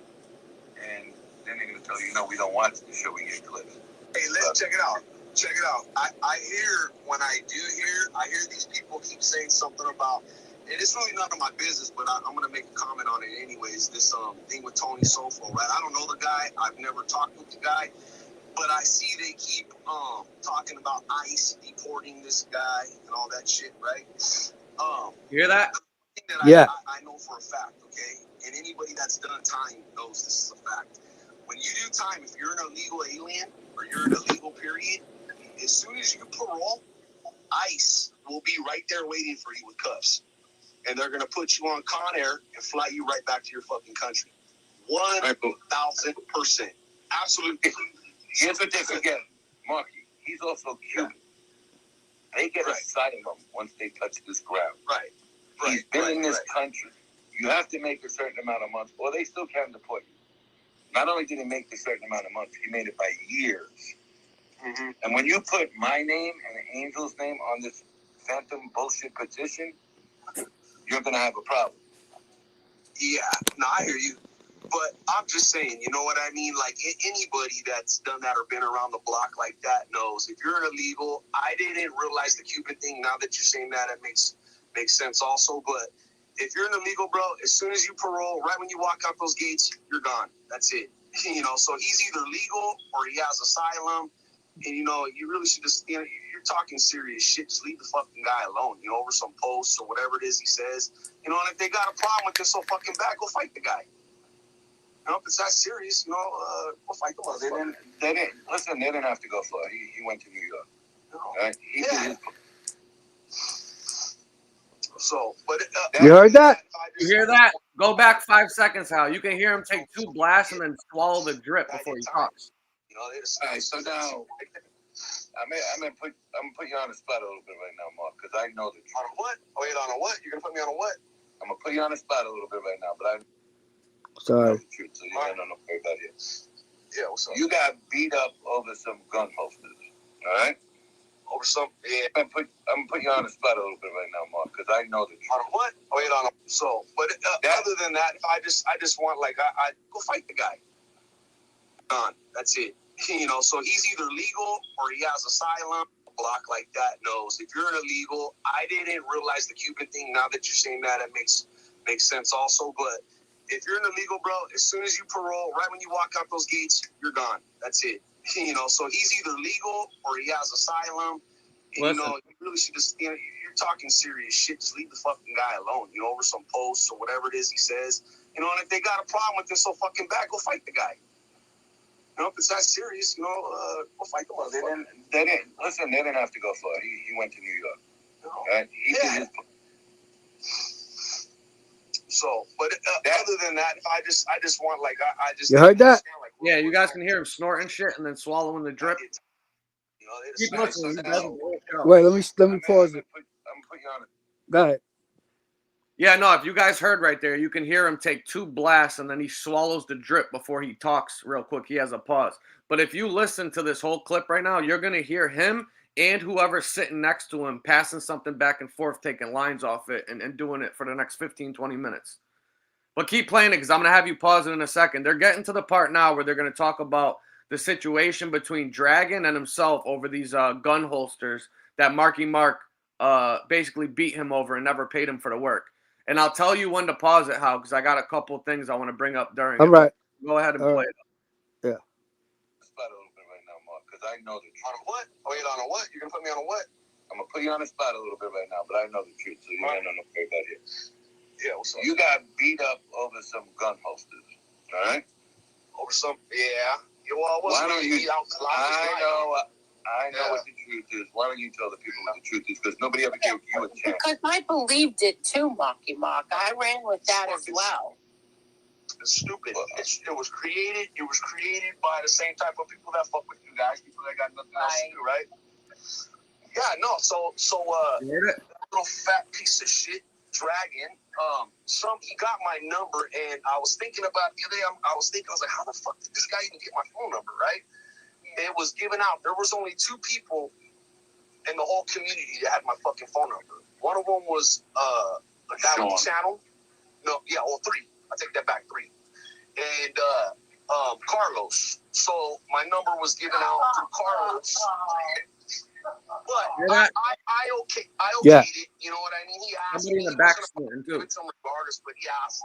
And I was kind of like, well, you know, what the fuck does this guy want? You know what I mean? I don't want to talk to this guy.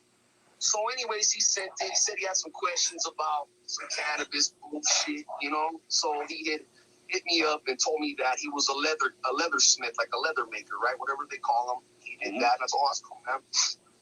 So we texted a few times, and he told me, you know, you can make me anything. I got dogs, you know, nice, beautiful dogs. There's some Cane Corsos and a pit bull. You just snorted again.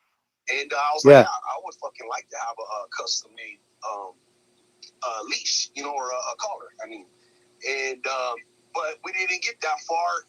He was talking about gun holsters. Anyways, he said, hey, you know, I'll make you a few gun, and I didn't. Dude, I'm a fucking felon, bro. You know what I mean? Like, the fuck I need gun holsters for? So anyways, so he had made some for my girlfriend. She has registered guns and shit. Was it? He asked me kind, and I told him, and he goes, oh, yeah. Okay, go back 10 seconds while I say this, right? So right now he's explaining the whole situation and how it started, the conversation between him and Dragon, right? That led to this whole holster gate, we'll say, right? And he says that he originally reached out to Dragon because Dragon was asking him questions about cannabis seeds, right?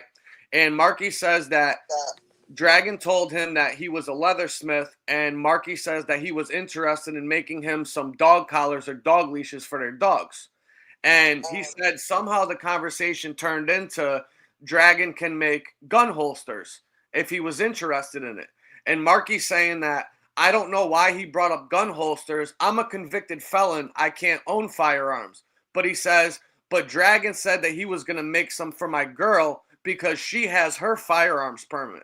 Okay? So, well, hold on a second. I thought you just said that you weren't interested in gun holster because you're a convicted felon. But obviously you were interested in gun holsters because your girl, as you're claiming, has her firearms permit and owns firearms. So why would he make you a pink gun holster and another gun holster in Louis Vuitton or Gucci print, whatever it was, unless you told that to him? Because if you remember in some of the messages back and forth, and what Marky said previously is that he sent him out samples or swatches of the material that he wanted to pick out before Dragon made these holsters for him. All right? So go ahead and play it again, and you're gonna hear somebody with him that's taking lines and shit while he's talking. Go ahead and cue it up. You know? And I was like, yeah, I would fucking like to have a custom-made leash, you know, or a collar. I mean, and but we didn't get that far. He was talking about gun holsters. Anyways, he said, hey, you know, I'll make you a few gun, and I didn't. Dude, I'm a fucking felon, bro. You know what I mean? Like, the fuck I need gun holsters for? So anyways, so he had made some for my girlfriend. She has registered guns and shit. And he asked what kind, and I told him, and he goes, oh yeah, I got that I guess it's a model, you know, a model they can make it with for that particular gun. So he did that. He had asked me if I wanted anything in particular as far as patterns and shit like that. And I had asked my girlfriend, hey, you know, what would you like? And she said that she would like something in Louis Vuitton print or Gucci, you know, some cutesy girl shit, right? So I had relayed the message, and he got back to me a few days later, basically, and said, hey, I can't get the real stuff, but I can get, you know, the fraudulent shit, you know, the cheaper. That's all. Yeah, I don't listen, bro. You're doing this as out of the call. Before I go any further, he told me that he was gonna. Man, I have all the text messages, don't worry about it. You know, it ain't gonna cost you nothing. I have most of the materials here anyways, and even if not, I buy them in the rolls for cheap, and I can always use it for something later. So we didn't even really discuss anything about price or anything like. This is ticky tack bullshit. You know, we're not talking about even if I was gonna pay for it, which I was gonna pay for it. I had no problem paying for it. I'd ask them for a cash app. Anyways, we're talking about a couple $100 max. You know what I mean? We're not talking about thousands and thousands of dollars. You know, real money. And so he got back to me and said he found some they're not leather. What's the other stuff called? It's like fox leather. You know, the fake shit. Leather. It's like leather shit, right? He found patterns. Yeah. Yup. And he found some patterns and sent some pictures of them. And you know, I asked my girl, hey, which ones do you like? And she said, hey, I like this one and that one. I told him to send it back. I relayed the message back to him. He said, cool, no problem. I could do that. I didn't hear from him. He would call me every now and then asking me bullshit, man, about some weed seeds and just stupid shit I didn't want to be bothered with, Tony. Shit about what was going on in the YouTube community. Dude, I'm fucking busy, man. I don't talk to people on the phone about none of that kind of shit. I can give two fucks less about anything to do with any of those people. You know what I mean? The last thing I want to be sitting on the phone with somebody, dude, during the day talking about some shit I don't care about, right? And so I kind of blew the fucking guy off, dude. Like, hey, you know, I'm not going to talk about this shit. And he felt that, man. Like, I know it kind of probably bothered him, right? So he reaches out to me maybe a month and a half after that, last time I had talked to him, and told, hey, dude, I don't got time for this fucking shit, man. You know, figure it out. I don't know what to tell you about weed seeds. I don't get too fucking flying shits about weed or weed seeds. I'm busy running this business over here. I think he thought because I'm in that industry that, you know, I was a wizard and can fucking, you know, magically fucking make weed seeds appear at his house. I don't know what he was thinking, right? So I didn't talk to him for like a month and a half, and he... All right. So you hear him trying to downplay the whole situation. If you'll notice that he's telling Silo Stein basically like, you know, this guy's making a big deal about this whole thing with these gun holsters and shit like that. And, you know, I originally wanted these dog collars, and all of a sudden it turned into he's going to make these gun holsters for his girl. And you hear him admit in there that Dragon had sent him the samples for his girl to look at to pick out what fabric she wanted to use for the gun holsters, right? And then you'll hear him say that. And now, if you remember the whole incident, how it originally started, the deal is that Dragon was going to make these gun holsters for him, and in return, Marky was supposed to send him some cannabis products because Mark claims that he's this big cannabis entrepreneur with this big weed business, and he showed people, you know, like the trap packs and the pre-rolls and the edibles that he sells, and he's always talking about it on all these shows. And Dragon smokes or whatever, so he figured like, oh, instead of paying me cash, just send me some products from California. Everybody wants products from California. That's where they have all the premier and exclusive shit. That's where it all originated from, right? So if you hear Marky telling him, he goes, Dragon was asking me about some cannabis seeds like that. And he said, I really didn't want nothing to do with it. Like, I don't know why he's asking me. He thinks I'm a magician. Like, I could just magically make cannabis seeds appear at his front door. And he said, I don't have time for that. I'm trying to run my weed business right now.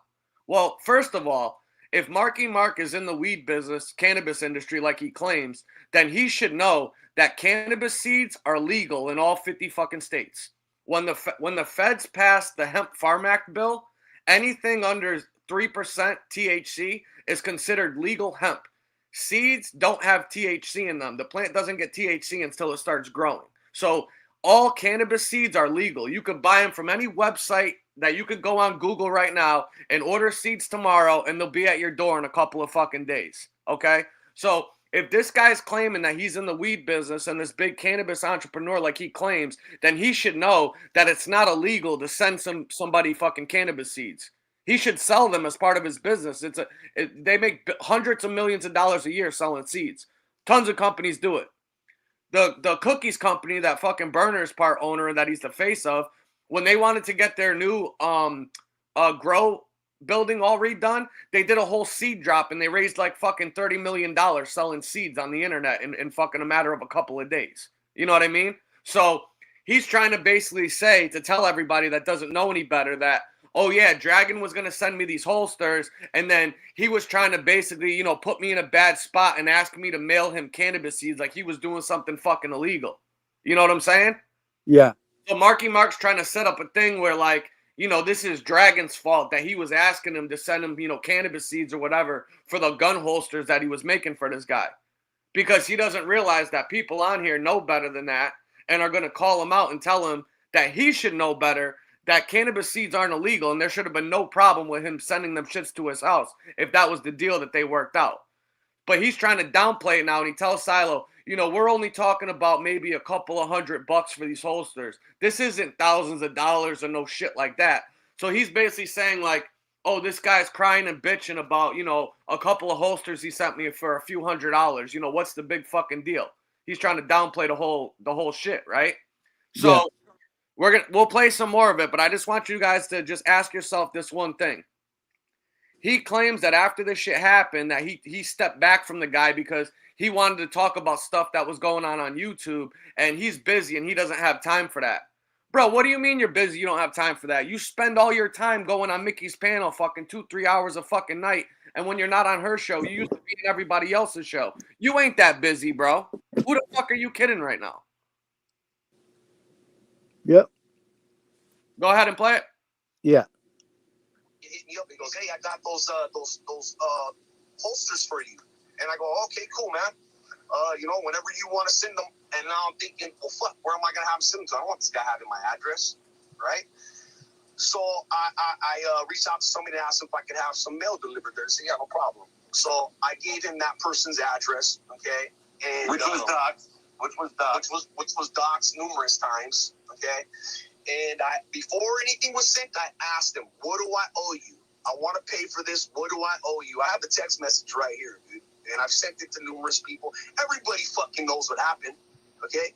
And he goes, you don't owe me anything. They're gifts from me to you. They're gifts. I told him, no. I'm not comfortable with that. I want to pay for them, bro. It's not a big deal. No, they're gifts from me to you. All right, so I give him the address, and that was that, right? Didn't see nothing. Nothing was delivered. I forgot about it, to be honest with you. One day, maybe like a month later, I got a package. And the person reached out to me, hey, there's a package here with your name. I go, okay, cool, they're yours. You know, keep them. They're for you. Okay, and that was that. You know, didn't hear nothing back. And then next thing I know, like a year later, someone's fucking telling people that I stole from him, didn't pay for him. There were these $1,000 leather, all this crazy fucking shit, man. All lies, right? And then my girl's address is fucking doxed, okay? And I basically said, man, fuck these people. Because if they just go, I can't reach them, I can't touch them. I'd have to get on a plane, and I'm not going to do that. So you gave that address to one person, and one then person. That one person gave it to. You hear him in the back. Yeah, to that little bitch Lefty. Yep. Excuse my language, but yep. That little so fucking. Lefty doxed it. He doxed it. Yeah. Not only did he dox it, he fucking put it out there like that was my house. Because this fucking clown, I guess whoever the owner of that house is, it's not my people. They don't own that house. They rent there. They don't live there no more, but they were renting. Okay, so he's going, look, I told you this motherfucker was a fraud and a thief. He don't even live there. He got the people who own the. So if you listen to what he just said, he's claiming that Lefty put out the address to the house that he had Dragon send those holsters to, right? And if you hear when he's telling the story, he says that Dragon sent them to the person's house, and that person called them up and told them that the holsters were there. And Marky claims that he said, okay, bro, bet, you could just keep them. They're yours. Without even looking at them, without even checking them out, Marky just tells the person that he had them sent to him, like, oh, you can have the holsters. You can keep them. They're yours. What if that person doesn't even own a firearm? Why would you just give somebody gun holsters that you had made for your girl? So you're telling us that you had your girl pick out these specific prints after she got shown the samples of them. She told you that I want you to make them in this print and that print.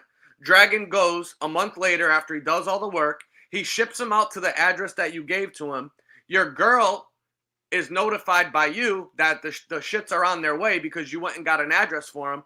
And then when they arrive there, he claims that The person tells him that they're there, and he doesn't even go over there for a whole month, and he just tells the people, hey, you know what, bro? You could just keep them. They're yours.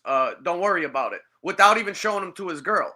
So then, why'd you have your girl pick out Prince? Why did you have them send him to the place if you were just going to give him away and give him to somebody else? That makes no sense. Then he says that Lefty got the information to the house and then put it out there, and his girlfriend's place got doxxed, right? But 6 seconds later, he says that Lefty told everyone that the house wasn't his, but he doxed the people that were living there. So which one is it? Did he put the house out saying it wasn't your house? Or did he put the house out and say that it was somebody else's? You can't have it both fucking ways, dude. Yeah. It makes no fucking sense. And then if you'll notice, when you listen to the rest of this, you're going to hear Marky explaining that after Dragon shipped these things out, he didn't talk to him, and all of a sudden, a year later, this whole story broke out and came out. So if Dragon made these holsters for you, and he wanted to give them to you as a gift, and you told him that you didn't feel comfortable accepting free gifts from somebody and you wanted to pay him for them, he says, I asked him for his Cash App. Well, then how come you didn't send him a Cash App and pay him for him then? He shipped them out to you. So if you weren't comfortable getting them for free, why didn't you just give him the money for the fucking Cash App then? And what would Dragon's motive be if he made these for you and sent them to you as a gift, and it was on the house, let's say, to speak, you know, which he originally claimed that all Dragon wanted in return for the holsters was for Marky Mark to promote his leather work and to show everybody the holsters and tell people about his website and how to get in contact with him to try to help him get referrals to maybe get some work done for somebody else. I don't know if you guys remember that or not, but this is what Marky said 6, 7, 8 months ago when it first came out. He's changed his story about 10 times since then. So now you have to ask yourself, what would Dragon's motive be to go and tell Lefty or tell other people that Marky Mark's a scumbag? He had me go and make these holsters under the premise that he was going to be sending me cannabis products because he owns a cannabis company, right? He didn't just make that up. Marky Mark's admitted this out of his own mouth and brags about it on all these shows. But all of a sudden, Dragon goes and just tells everybody that Marky Mark ripped him off and never paid him for these holsters when Marky Mark's claiming that he gave them for free and he has all the proof. I've never seen any of the proof, and I still want to know, why would Dragon run around and tell people that if you didn't do it? What would his motive be? Why? Right. Right? Yeah. So go ahead and play it somewhere because I'm going to explain the rest of the bullshit that he's saying on here. Fucking house too, you know? And it's just like, these people are fucking stirred. Angel, those people are lower. Like, there's a bum walking by right here. They're lower than this guy, right? I mean, they're just fucking trash. They're the worst of the worst, just scum. With nothing better to do. Wait, let me stop you for a second. Do you think it picked up steam because the argument that Mari had on here with you that night? I don't know, maybe. Well, that's when it started coming out, the next couple of days. Mm-hmm. Oh, okay. Yeah, possibly. I think that was a whole planned thing. They were reaching out to people to see who had any kind of relationship with you. Wouldn't surprise me, you know? Wouldn't shock me at all. And then, yeah, so then, you know, it's just like hatred and jealousy, whatever the fuck it is, you know what I mean? And I can get 2 bucks less. But, you know, it bothered me. I wasn't never mad at Angel. It just bothered me because nobody knows the fucking truth. And you know what? At the end of the day, it did bother me. But I get Tony, like I said, Angel, like I said, I don't give a fuck what none of these fucking weirdos think. I know what's up. And the people that know me, know. You know, other than that, I can get 2 fucks less. I ain't worried about none of these people. I don't care what none of these people do, think, say, honestly. But it bothered me with Angel. I was never mad at you. I was disappointed because of that thing with MRE that night. That was all bullshit. You know, and I distanced myself from that guy. I didn't like what I seen. I seen a lot of things happen. I knew that. I did say that night because I didn't think that you ever did talk badly about him. I never saw you talking bad about him, but he was insisting that he knew that you were doing it in other chats. Right, and he was which I wasn't. Yeah. Well, I mean, a little bit. Like, I'll tell you what I didn't do. I never called the guy a child molester. Never. Right. And I don't really go with that narrative. I don't know a whole lot about it. But with me, I need to see facts before I call somebody that or a fucking rat, anything like that. I don't believe that to be true with that. And if it is, shame on him, and he's a fucking piece of shit. But with the other stuff, with the guns, he kept insisting that you were calling him a rat. Exactly, he never did. He's a fucking liar too. You know what that was? You know what that was? I'll tell you exactly what it was. You hear him in the back snorting? You started being a regular on the show, and you were a male. 100%. They don't like that. 100%. Because you told me when I seen you a couple of days after that in another show, Tony, they did to me what they did to you. Exactly what you told me. You remember that? I remember that. Yep. I remember that. Yeah, I believe that. But I never called that guy none of those names. I did. As far as the other things with the guns and all that kind of shit, and not listen. I've been down that road multiple times. I know what happens with those kind of cases, and that's just, it's funny shit. You know what I mean? Anybody that knows anything about the system and the streets, that seen that paperwork and seen what the fuck was going on, not paperwork, but knows what's going on and what happened and what didn't happen, will tell you the same thing. It doesn't look good at all. So I just distanced myself from the guy. That's all. Okay. Well, now you sent some paperwork to a couple of fellas. Not say the name. Yeah. This is how much of a heart on they had for One person. You sent it to one person, and then he felt he could send it to somebody else when you had an agreement. It was basically one-on-one paperwork. Mm-hmm. And they got that paperwork.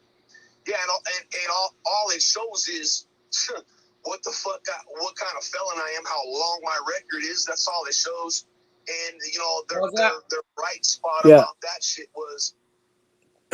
So right here, he's lying to Silo. He's saying that he only sent this paperwork to one person. No, he didn't. He sent this shit to multiple fucking people. And he didn't send all of his paperwork or any of his other cases. He only sent one case, the arrest for the firearm with the drugs. He didn't know or realize that we already knew who this guy was. We already had all of his criminal record and the rest of the charges that he's been charged with before in the past. That's why I said before that this guy's full of shit. He said, you can look at my record and see all the criminal stuff in my past, whatever. All you had in your fucking record was a bunch of domestic violences and causing great bodily injury or harm to a woman.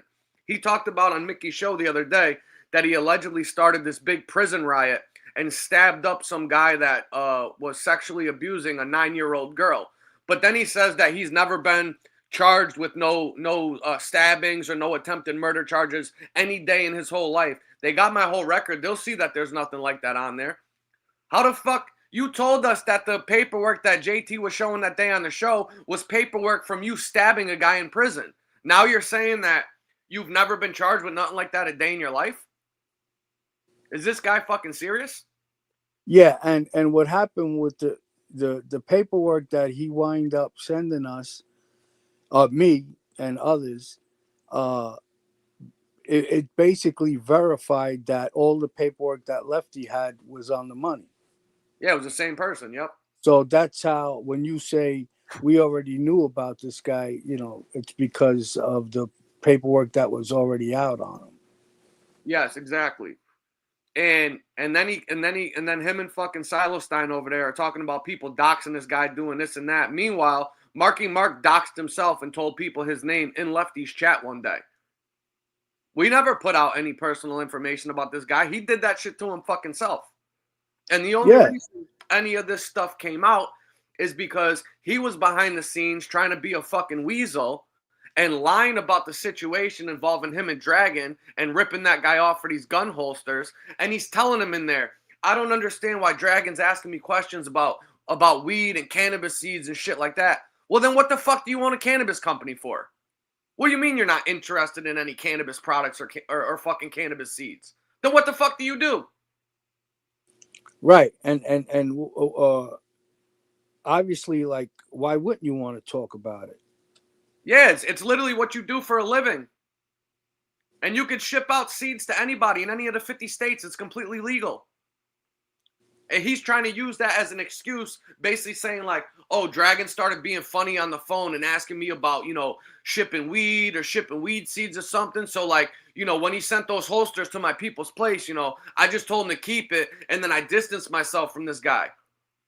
Well, if you're friends and your friend made you free gun holsters, He's not asking you to send him anything for him. You said you were trying to cash app him money because you didn't want to take him for free. So if you didn't want to send him the weed or the seeds, why didn't you send him a fucking cash app, bro? And if he gave them to you for free as a gift, then why would Dragon tell people that you ripped him off? And why weren't you speaking to him anymore? That makes no sense. Right. And why weren't you advertising Dragon's work? Exactly. And if people remember, I brought that up a couple minutes ago. The thing that Marky Mark said originally is that Dragon gave him these holsters, and all he wanted Marky Mark to do was promo them and show everybody his work on YouTube or talk to whoever to try to help him get business and to tell everybody about Dragon's Leatherworks website, which Dragon has. So how would we know all of this information if this conversation never happened between these guys? And I seen the messages myself. This dude is full of shit. But once again, Mickey will open up her doors and platform any fucking jerk off that will go up there. So long as you say nice things about her or her brother, even though this guy's called her brother a rat for the last 2 or 3 years now. I wish I had the clips, but I never cared enough to fucking take them. Otherwise, I'd be playing those right now. But this guy's got to be the biggest fucking fraud and LARPer that's on here, on top of him being a fucking thief and a weasel. I mean, he stole from somebody, and then he's on here trying to blame him for what happened. Right. I mean, talk about being a fucking narcissist and an egomaniac. I mean, this guy's out of his fucking mind. Yep. So I'd like everybody to ask, why would Dragon go and tell people that Marky Mark got these holsters, picked out the patterns to make for his girl, and then never paid him for them if these were a gift? Why would he do that? And why did you stop talking to him after he sent you these supposed gifts? And then why would you give the gifts to somebody else without even giving them to your girl if this guy made them for her? How does that make sense? Well, that's the thing. When you're lying, nothing makes sense. Exactly. And that's all this guy's done since the day he's been on here is fucking lie. And he wonders why he has the problems he has with people because he's on here bullshitting. Let's not even get into the fact, because I don't know exactly what's been put out on YouTube and what's been private, but I know for a fact that he's been talking to people like he's a fucking cop on the phone, talking about all sorts of different shit, you know, asking people questions that he shouldn't be fucking asking people, and insinuating that he's doing illegal things with certain other people, like the situation with Lefty said that he's been sending him work packs, pounds of weed in the fucking mail, basically, to somebody else while he's asking them questions about illegal activities and telling other people about shit and inquiring about shit that he's trying to get people to talk about. So what do you think people are going to think when you're doing shit like that? I know what I was thinking when I heard about it, and it wasn't good. Hey, I want to play a clip to show everyone how fucking bright and smart SoFlo is. Yeah, go ahead. Yeah. Liars. Howie Santos is also a liar. He was bragging that he had recorded his baby mama in an intimate situation. It's all over the internet. If it wasn't true, he could just sue them people, but he can't because it is true. The evidence is out there. The recording. I'm going to try to get a hold of that recording, Howie. I'm going to try. Real quick, when that article came out, I was getting processed through the witness program, so I didn't know about it for like maybe almost a year. And eventually, when I realized that they put out that nonsense, I looked up to see what my options were, and in New York City, there's a statute of limitations of 1 year to be able to sue for a false article. Defamation and shit, yeah. Defamation, right? Mm-hmm. So let me put this back on. It's so hard to get a hold of that recording of you bragging to the same people that you cooperated against by wearing a wire, and you telling them that you recorded your baby mama without her consent, and you did a revenge porn on her. That's what you were trying to do, Howie. You're a degenerate fuck. Okay. And let me tell you something else, Howie. keep on with the bullshit.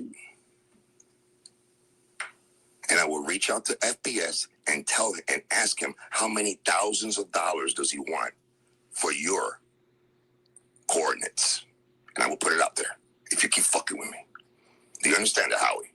And there's nothing that you'll be able to do about it. You want to know why? Because you can't. They're liars. And there's nothing I can do about it. The guy just fucking confessed to committing a crime or telling everyone that he's going to commit a crime. Yeah, he's attempting to. Yeah. Yeah. So when you guys hear this guy talk, the way that he's talking, where he said before in the past that, oh, I got permission to do this, I can do anything I want, and there's nothing you could do about it. I'll do X, Y, and Z, and I'm going to get away with it. What does that tell you guys? I know what it tells me. When you find out that he's down there filing police reports on people, when he's contacted the FBI, when he went on the show and said that he went down to Washington and allegedly did something to Don Berlin, that's why he's not around anymore. So what do you guys think that this guy's doing? I know what I think he's doing. I think he not only does he have a handler, I think he's working with law enforcement and the government and shit, and he's trying to intentionally jam people up and put people in bad fucking spots. And now he's trying to implicate FBS and claiming that he's going to reach out to him and try to give him money. So if for some reason Howie's information comes out or whatever the shit that he's fucking talking about, he just fucking put FBS in a horrible fucking spot because he's saying that he's going to get it from him. So what do you think he's trying to do to this guy? Right. And when I had reached out to the feds and asked them what my options would be if somebody was to put out my information, I actually had read the text out on another show. I decided that I wasn't going to proceed. They told me, just give me the information, name, all of that shit, and we'll send somebody out there. And I decided that I didn't believe it was going to happen. So I told him, listen, I'll let's just sit on this for now, and if I feel it's serious, I'll get back in touch with you. So I never even told them FBS's name. Right. Yeah, you never went forward with anything. You just asked him the question, yeah. Right, because he at the time when we were fighting me in FBS, he was implying that he had my information. So I just reached out just to see what my options were. I wasn't, I really didn't think that he would actually do that, but just in case, I reached out, and so I never even said his name, but now I didn't know his name. Yeah, and all he's doing right now is he's trying to drag other people into his bullshit, and he's trying to get other people fucking in trouble or to put people in bad fucking spots, and he thinks he's being slick by doing what he's doing right now. And all it's going to do is land right back on his lap. And we all know that he ain't going to do that shit. And the fact that he's even saying that should tell you all you need to know about this fucking guy. That's all he's been trying to do.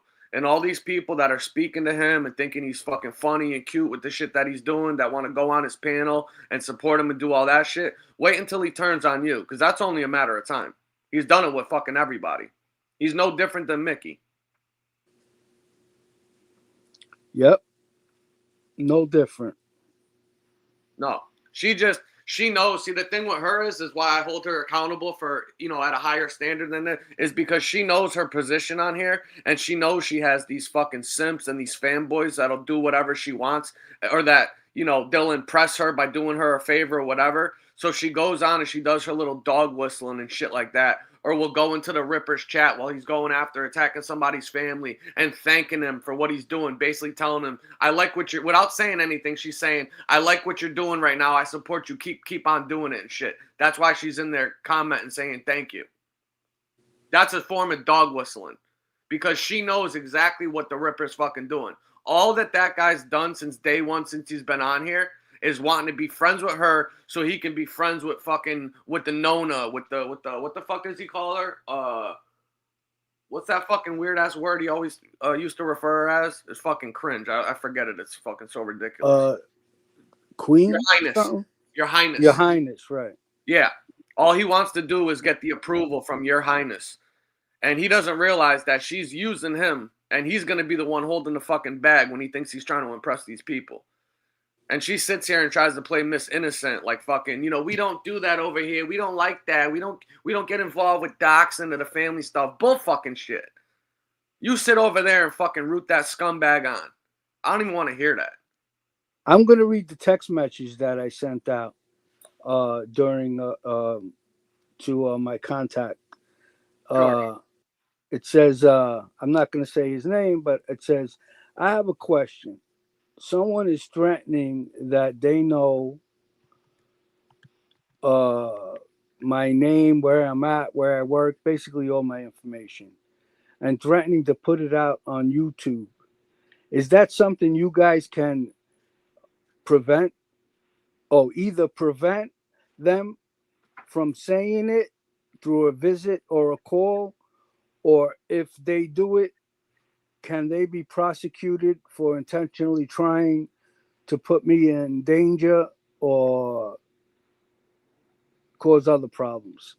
So he texts me back. He says, hey, Howie, apologize for the delay.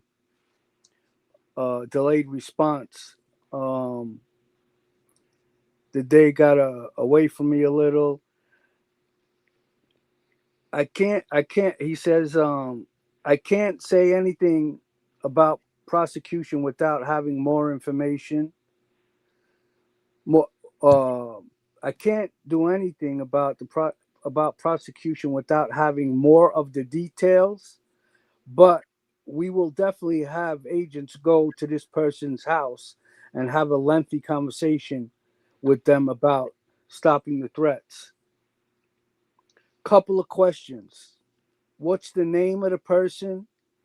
What's the nature of the relationship between you and them?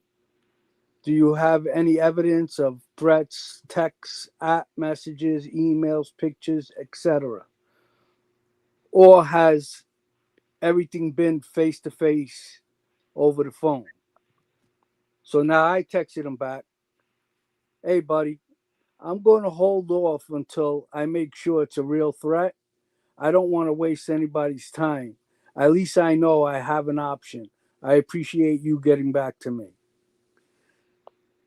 And then he texts me back, always here. Let me know. And that was the conversation. Yep. Yeah, and you never followed up or anything. The right. I told him to hold off. And you just wanted to know what your options were moving forward in case that situation arose, basically. That's it. Exactly.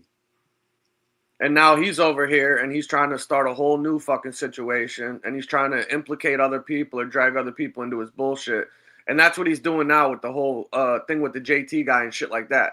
He was making that comment earlier that, oh, it's me, fucking Chicago, JT and Mark, nobody's going to fuck with us. We're going to do this. We're going to do that. So he's just looking to be like an even bigger scumbag that he's already been on here for the last 3 or 4 years, whatever it's been now. So, go ahead. No, I was going to say, and now for some reason, he thinks he's like above the law and he can go and he can do all this shit and harass people and threaten people and do all of that. And he's going to find out the fucking hard way. That's the bottom line. Yeah. I mean, I'm actually doing him a favor, like letting him know basically, you want to continue doing what you're doing, there's going to be consequences. But, he seems not to give a shit. So, I'm curious to see how this plays out myself. Like if you think you can do something like that and you're not going to have a problem, well, then I guess I can't do or say anything about it. So we'll just have to wait and see. Yeah, and then the other thing too is it's like, what is the point? Like, what is the? I don't understand what this guy's end game is, because everything that this guy does on here, all he's asking for is to get his fucking head cracked open or to go to prison. Unless he wants an excuse to why he can go and have orgies and shit in a can with a bunch of dudes. I don't understand what the guy's trying to do on here. I don't get it. Yeah, and you know what? That fucking clip that I just played for you guys, That might have been everything I need. I think it is. He's making, you know, because and the intent with him being that I know what kind of scumbag he is, and I can't fucking, you know, put my fucking hands around his neck like I would like. They already got his name. Yep. So, you know, I think that last clip might sum it all up. Yeah, and like you said, you're giving him a heads up and you're just letting him know. You know what I mean? You didn't have to. He could have listen. He didn't have to start attacking me in the first place, and he could have stopped at any time. But he doesn't want to. You know, all I did was say to the guy to stop trying to saying my name and get me involved in the YouTube shit. And you know, he does a show, and right away he's talking about my family and, you know, threatening to tell people where I am just for asking him to stop trying to put my name into things. Yeah, it just shows you what type of person this guy is, man. He's no fucking good. He's a fucking scumbag and a piece of shit. Nobody even said, we weren't even talking about this dude. I haven't spoken about him.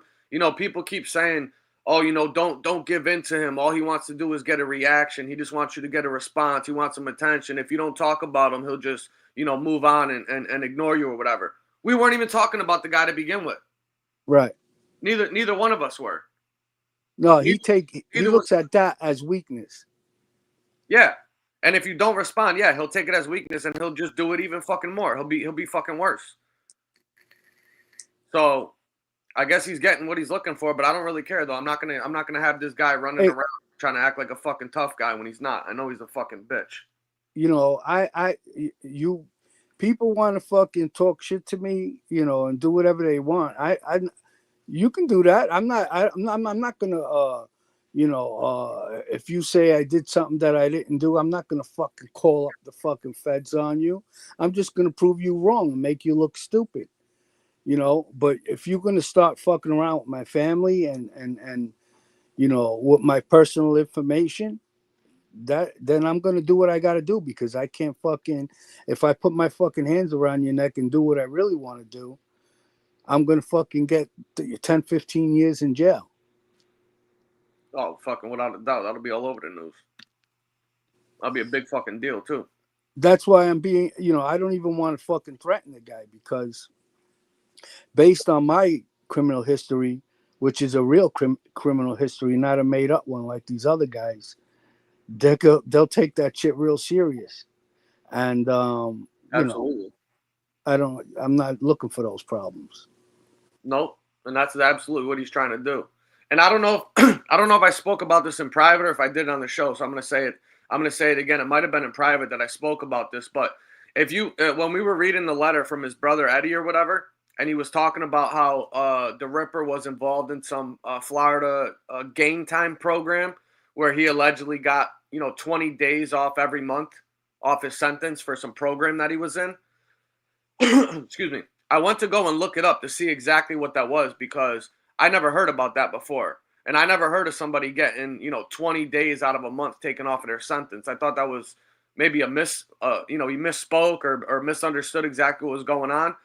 But I went and I looked at it, and it actually is a real program. It's called the Game Time Program, and it's been in existence since like the 1800s. And the primary Game Time Program, the most amount of time that you can get off of your sentence is 10 days a month, right? But there's a special Game Time Program that's called like the Game Time Meritus Program. And one of the two stipulations in order to get those 20 days a month taken off of your sentence is if you provide substantial assistance to law enforcement to help capture escaped inmates or to perform extraordinary acts inside of the prison, like life-saving things or reporting somebody and getting, you know, contraband that could pose a security risk to the prisoners, like a knife, a shank, something like that, off of somebody inside the prison. So basically, what he was doing is that he was inside prison thinking he was a fucking CO playing RoboCop in there, telling on everybody and getting people hemmed up and getting charges put on people. That's how he was able to get all that time taken off of his sentence with that Game Time Program. That's why you'll notice in that letter that his brother wrote, he said that the Ripper had been threatening him to set him up and frame him with law enforcement because he was working with him. The same thing that he's doing right now on YouTube, where he claims that, oh, I got permission to do this. Nobody can do nothing to me. I went to Washington and got this guy taken out. He's went to the police departments to get charges put on that people. He's called the FBI on fucking Suge and called them on other people. That's what this guy does. And then he's got the balls to sit on here and call people rats. He's a fucking scumbag. Yeah, and you know what? I'm like at the point, Tony, it's too late. Like, you even if you stop talking about me, you're not gonna fucking stop anything. So I'm like at the point, you want to keep fucking, giving me fucking presents, go ahead. We got a link here. They said to. So I don't even care if you fucking, have at it, buddy. Hey, I hit screen record and that's it. I did my work for the day. Yeah, he's only doing this shit to himself, man. You know what I mean? Yeah. I mean, I really would like for him to stop doing it to everyone else as well. So, well, that's just coming to an end. We'll be. But we got a thing here. It says, look at the community post. I just posted new Ripper material. Let me check this out. So go ahead. I don't know. Yeah. Let me pull this up while you do your thing. No, because honestly, I'm asking them to direct me towards someone who specifically handles shit like this. And, if that happens, and, I'm going to mention to them that, this guy has been doing a lot of heinous shit to a lot of people on here. And basically, hopefully I can help other people out. Maybe they can make, help these people out as well. But yeah. And I really don't even care. So you fucking dox me, I'll just go fucking change it again. It's that easy, buddy. You're a fucking scumbag. Hey, check this out. We're gonna pull up a little community post here from somebody with some paperwork, and it says, Detective, the Ripper beat Mama Ripper unconscious in 1994. Yeah, it's predictable. Let's check this out right here. Let me pull this up.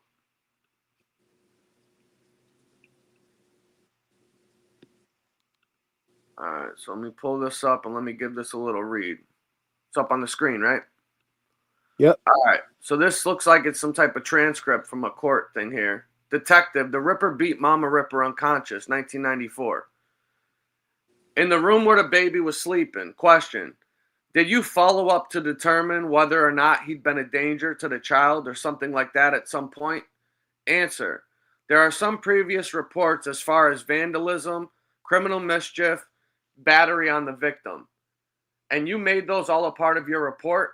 Yes, sir. How did she tell you the incident occurred? Answer, the sexual battery? Yes. Well, she told me she stopped seeing the defendant during the month of May 1991. She told me after that she had a problem with him breaking out the windows of her apartment and her car. She said that he had gone to jail. Question, what were the problems caused by? Did you inquire what the problems were related to? Answer, no. She said that he had beat her unconscious and that was the reason why she had stopped seeing him. Question, okay. Did she relate to you the incidents that occurred afterwards, if they were involving, child visitation problems, anything like that? Answer, I don't know. Okay, what else did she tell you? She told me that the subject was released on November 25th, 1992. She said the first problem she had after that was, and it's cut off here, but this is a court reporting from Goldman and Nacarado, from what looks like some type of transcript between the detective and the prosecutor, I'm assuming. So apparently on another occasion, not just the time that he beat the woman half to death with the pool stick, he had beat her previously unconscious, and that was the reason why she broke up with the guy originally. Yeah, and it seems like when she breaks up with him, anytime he feels like getting his rocks off, he goes and forces her to do it. Yeah, I wonder what's gonna happen when the raccoon says that she don't want to deal with his shit anymore. Maybe That's going to be next. We're going to hear about the raccoon. SoFlo getting arrested for beating up the raccoon. Yeah, I got a feeling that's coming next too, unfortunately. And I don't wish that upon anybody, but you know, at this point, she might have earned it. You know what I mean? I'm not saying any woman should do that, but she knows all about this guy and who the fuck this guy actually is. So maybe she doesn't even want to be with him. She's just terrified because of what he's done in the past. I'm wondering if she even knew about a lot of this stuff herself. You know? Yeah, that's true. I don't think. Why would he want to tell her? And another thing too, like he comes on his show and he's like, "How you're not supposed to be on here fucking with people. You're not supposed to be slandering me and having people attack me." Well, Ripper, none of that is happening. And if you think like, you know, just because you say it on your show that you're covering your ass, that means dick. Because when it becomes a situation, they're gonna see right through all of those statements based on all the fucking information they're gonna have about you. So, you know, you're just wasting your breath. Yep. And you notice when they showed that picture of the house that the house got a pool table in it, but there's no pool sticks around. You ever notice that? No, I didn't see that. Oh yeah, they got a picture from inside the house. Somebody put it up, and they got a pool table in there, but there ain't no pool sticks in the fucking house, bro. Yeah, my advice to Tina would be run far away from this guy. I don't know if she can run, to be honest with you. Well, you know, walk fast. Maybe she could walk fast. Yeah. You know? I'm just joking, yeah. But I know what you mean. It's just a matter of time before he puts her in the hospital or does something really bad. No, I agree with you 100%. And she might be terrified of the guy. I mean, to be honest with you, if I knew the shit that I knew about him and I had any dealings or relationship with him, I'd be fucking nervous if I was a woman. Hey, you know, who knows? Maybe those dark spots around her eyes are real. Yeah, he might have given her the black eyes. You know, you can bet me. I'd be willing. I'd take this to the bank, and it's only my opinion, and I have no proof of it. You can bet me he's beat her up multiple times already. Oh yeah, listen, a leopard doesn't change his spots, and that guy, he's got every excuse for it in the world, and he's a manipulator and shit like that. And I could see him definitely fucking tuning her up and shit like that anytime she tries to say something or something. And another thing I want to say, you know, I'm sorry I have to bring your name into this, Tina, and say things that I wouldn't normally say about anyone, but you have your husband to blame. You know, he wants to attack family members and do all kinds of disgusting things. Then people are only going to come back and hit him hard where it really hurts, and unfortunately, you're going to be subjected to things that people don't really want to do. And that's just the fact of the matter. Well, yeah, and the other fact of the matter is that she knows exactly what he's been doing on here, because you've seen her down at police stations filing reports. People are harassing or calling her job, telling you about stuff that this guy's been doing. And she's asked him not to come on here anymore. And he's left once or twice already, and he keeps coming back. And I remember the time when they were on a call or somebody had played it, and they said that, your girl told you she didn't want you being on here, she might lose her job. And he said, fuck her and fuck her job. So he don't care about fucking nobody, because to him, she's not going to leave because she's probably terrified of the fucking guy. And he knows what he'll do to her if she tells him that she don't want him around anymore. Or he has no problem going and picking up some other 300-pounder to pay his way. Because that's all the guy does, is use people. So he's got no problem with that. He's got no qualms about that. He has respect for nobody. He don't even respect his own wife, his own girl. He basically met her and took over the whole house. Yeah, and I mean, I feel bad. I feel bad the parents are there and shit. Who knows what they got to deal with this guy, you know? He gets all fucking drunk and high and does whatever he does, acting like an animal and shit. You know, who knows? Somebody might do something one day. They might get caught in a crossfire or something. I don't know. But he's not doing anybody any favors doing the shit that he does on here. I can tell you that right now. Hey, listen, you go on YouTube every day and poke at people and poke at family members. You know, these family members have a voice too. You know, eventually something's going to come out of it. Absolutely. And to be honest with you, if that's the situation, that's what's going on, I almost feel bad for her because she's in like a lose-lose situation with this fucking animal, you know? Yeah, I mean, you know, this guy is messing with women. These women have husbands. They have boyfriends. They have brothers. You know, they have uncles, cousins, whatever the fuck, fathers. You know, and you're just attacking them for fucking no reason, just for entertainment and to make Angel happy. Oh yeah, because he thinks that she supports that shit because she's in her chat thanking him and letting him go back on her show and be all buddy after all the disgusting shit that she said about her family and about her daughter and putting out fake stories about her having sexual relationships with Cubans and people in hotels and all that. But he said, I'm sorry, so it's no big deal. But when he's going around attacking everybody else's family, now she's over there supporting him and shit like that, yucking it up with him. What a great guy he is now, right? This I know for a fact. You know, he tries to, you know, when he went to New York, you know, he got lucky. But I know this for a fact. If he ever went to like Staten Island or Philadelphia to pull that shit, you know, like announce that he's arrived, he'd definitely get put in the hospital, 1,000%. And rightfully so too. Because think about it.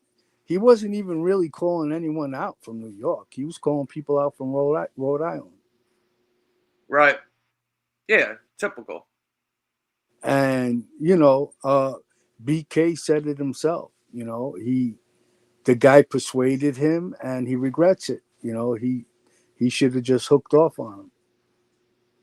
Yeah, he did. He knows now, though. See, he didn't really have a problem with him like that at that time. He kind of just went there to punk him, you know?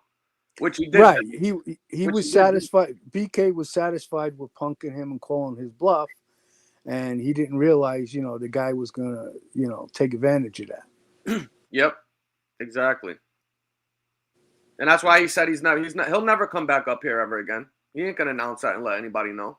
Yeah. And another thing is like, you fucking said you had 8 guys there and 2 guys with pistols. Like, what are you, a fucking pussy? That's crazy. I didn't hear that. Yeah, that's what he said. And he still didn't do nothing? Yeah. Unbelievable, man.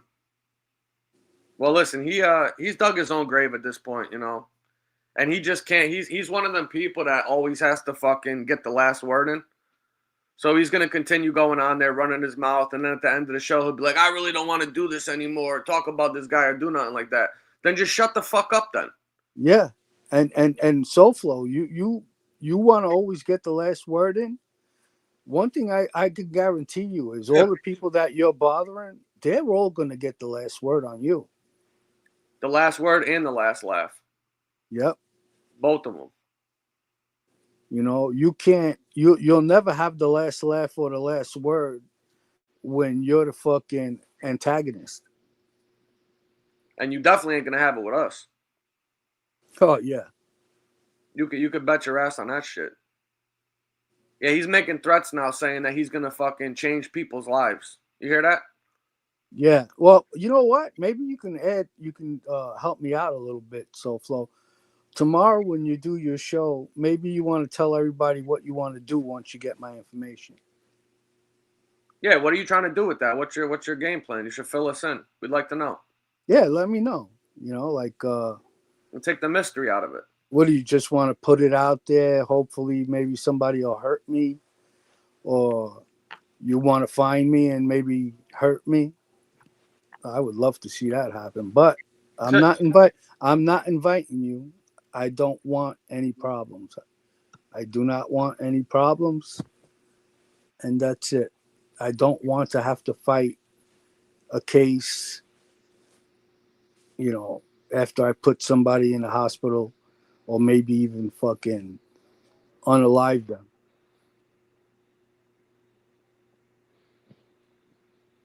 But Yeah, I don't understand what this guy's looking for. I don't know what the fuck he wants. I think he's sick. I think he needs, professional help, and I don't know if he should even be able to be on the internet.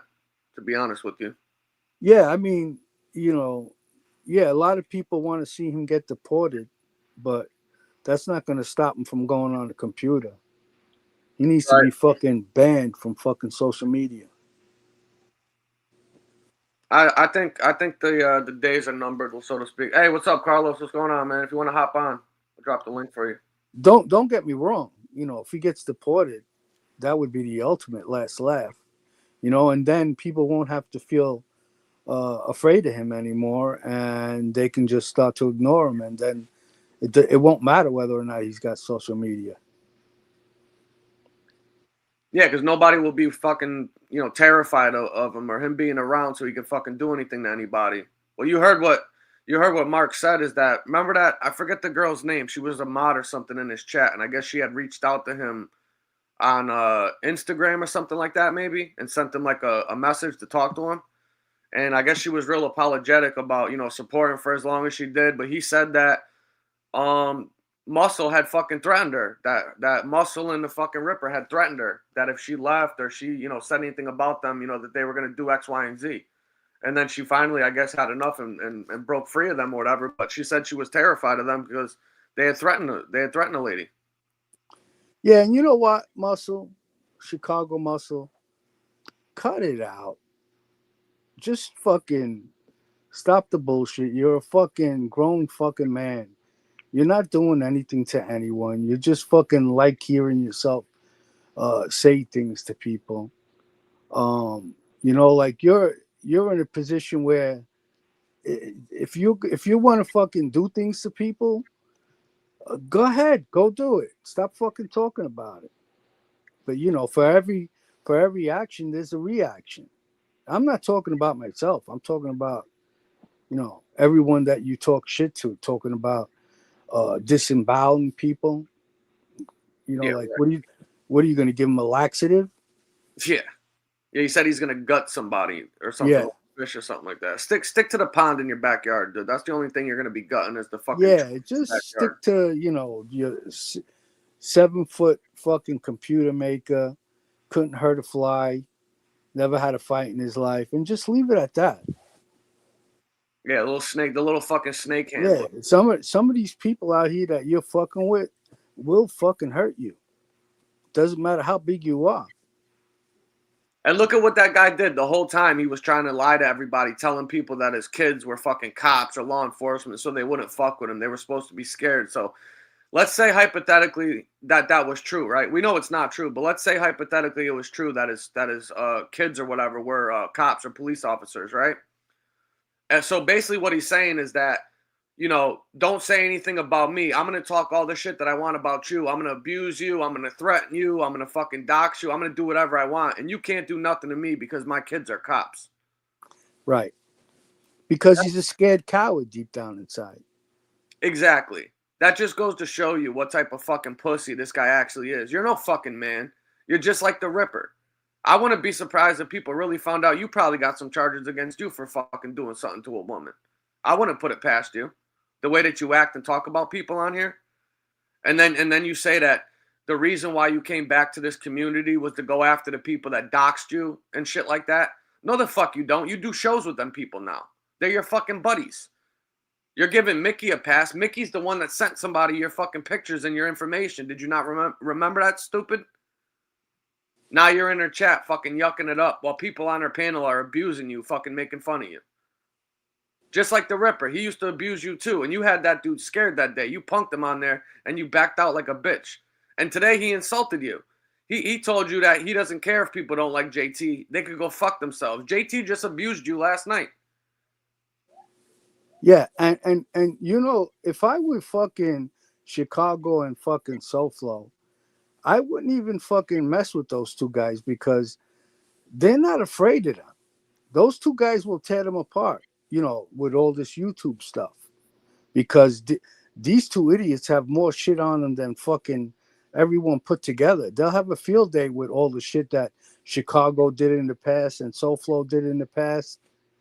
You know, like you keep fucking kissing their asses, but eventually SoFlo and Chicago Muscle are the type of guys that are gonna eventually get into an argument with them and have a fight, and then those guys are gonna rip into them. Yeah, that's that's already brewing right now. That's only a matter of time. He's been taking Right. his little pot shots at him and shit like that. And they know that he's so fucking thin skinned that he's gonna get triggered and fucking respond. He's looking for that smoke. That I'm telling you right now, you know, JT, he's not a stupid guy. He knows what the fuck the Ripper is. He knows what fucking Chicago is. Exactly. He knows the truth about them. That's what I'm like. That's Yeah. what I was trying to say. Like, yeah. Yeah, that's only a matter of time. He knows exactly what's going on over there, and I really do believe he's looking for it too. Yeah, because he enjoys it. Yeah, he loves that type of shit. And you know, another thing too is Chicago. I don't know if you realize this or not, but you're the easiest one out of all of them. Yeah, he is. You know, you can't even get out of your own way. Anybody that's got you know, experience in having real fights in the street or whatnot, they will fuck you up. No, I don't give a fuck how big you are. You're just gonna fucking run out of gas, and it's gonna be all over for you.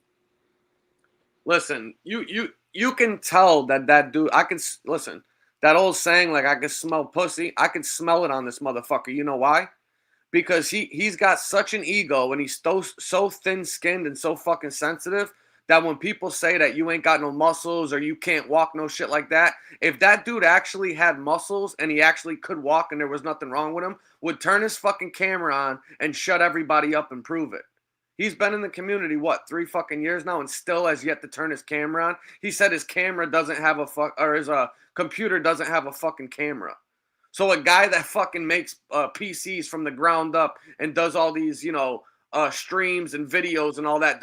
You take videos to go do your you turn your camera on the day you went and did your little ghost hunting bullshit.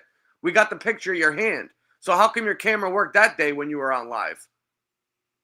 Yeah, I mean, and you know, he's always how think about how stupid that is though. He's telling people he don't have a camera for his fucking computer so he can't turn his shit on. He went live on their show one day when he was in his backyard doing his little ghost hunting, and that's how we got the picture of him holding that thing with the fucking fingernails, bro. Right, he's full blown. Yeah, he's full of shit, man. And he's such a fucking bitch that if somebody did that, if it wasn't true, he would turn his camera on and run a lap around his house and do a couple of fucking push-ups and shit like that. He can't do it. Right, and you know, another thing too, like, you know, all of that stolen valor shit, like, you know, Muscle, you fucking, I don't know where the fuck you grew up, but if you grew up in my neighborhood back in the day, you know, in the 80s or the 90s, every time you saw me, you'd be standing at attention. Fucking saluting. Yeah, that would be the closest you'd get to the military. Oh my god. He'd probably take the gun and shoot himself just so he fucking. Yeah, and you would have no fucking choice. So hey, check this out. We got some other paperwork from Deport George Espinoza here. I'm gonna pull this up. Let me see. Yeah. It's the heading of it is 1994. A detective testifies that Mama Ripper told him the Ripper beat her unconscious, tried to grape her, and then endangered their child. Mama Ripper said that she met him when she was 16. The Ripper was 23. She got him pregnant with 8-Ball when she was 17, and he was 24.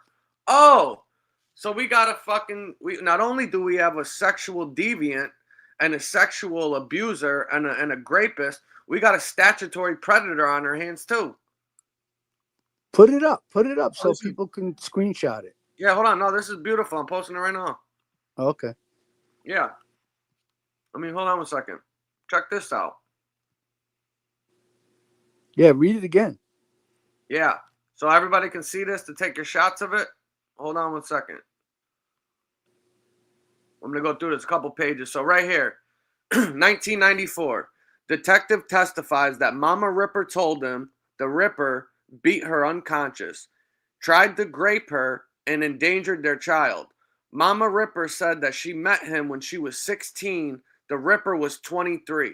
She got pregnant with 8-Ball when she was 17, and the Ripper was 24. So we got a fucking statutory rapist on our hands, including a sexual predator and deviant and fucking scumbag. And here's the testimony here. I got some background information about the subject, whom she said was her ex-boyfriend, who she had problems with in the past. Question: how long did she tell you they had been seeing each other? She had known him since September 1987. Since when? 1987. Question: what? So about 5 years they had been dating, I guess. Did you determine her marital status at this point? She was not married. And what was his marital status? As far as she knew, he wasn't married, but she also mentioned that he was the father of her 3-year-old son. Question: and did she live with the 3-year-old son? Answer: yes. Did she tell you that she gave him access to the son to see him periodically? Answer: I believe she had mentioned that, but there's no note in the room where the baby was sleeping. Question: did you follow up to determine whether or not he'd been a danger to the child, something like that at some point? There have been previous reports as far as vandalism, criminal mischief, and battery on the victim. Oh, we read this before, but I'll read the rest. And you made those all a part of your report? Yes, sir. How did she tell you the incident occurred? The sexual battery? Yes.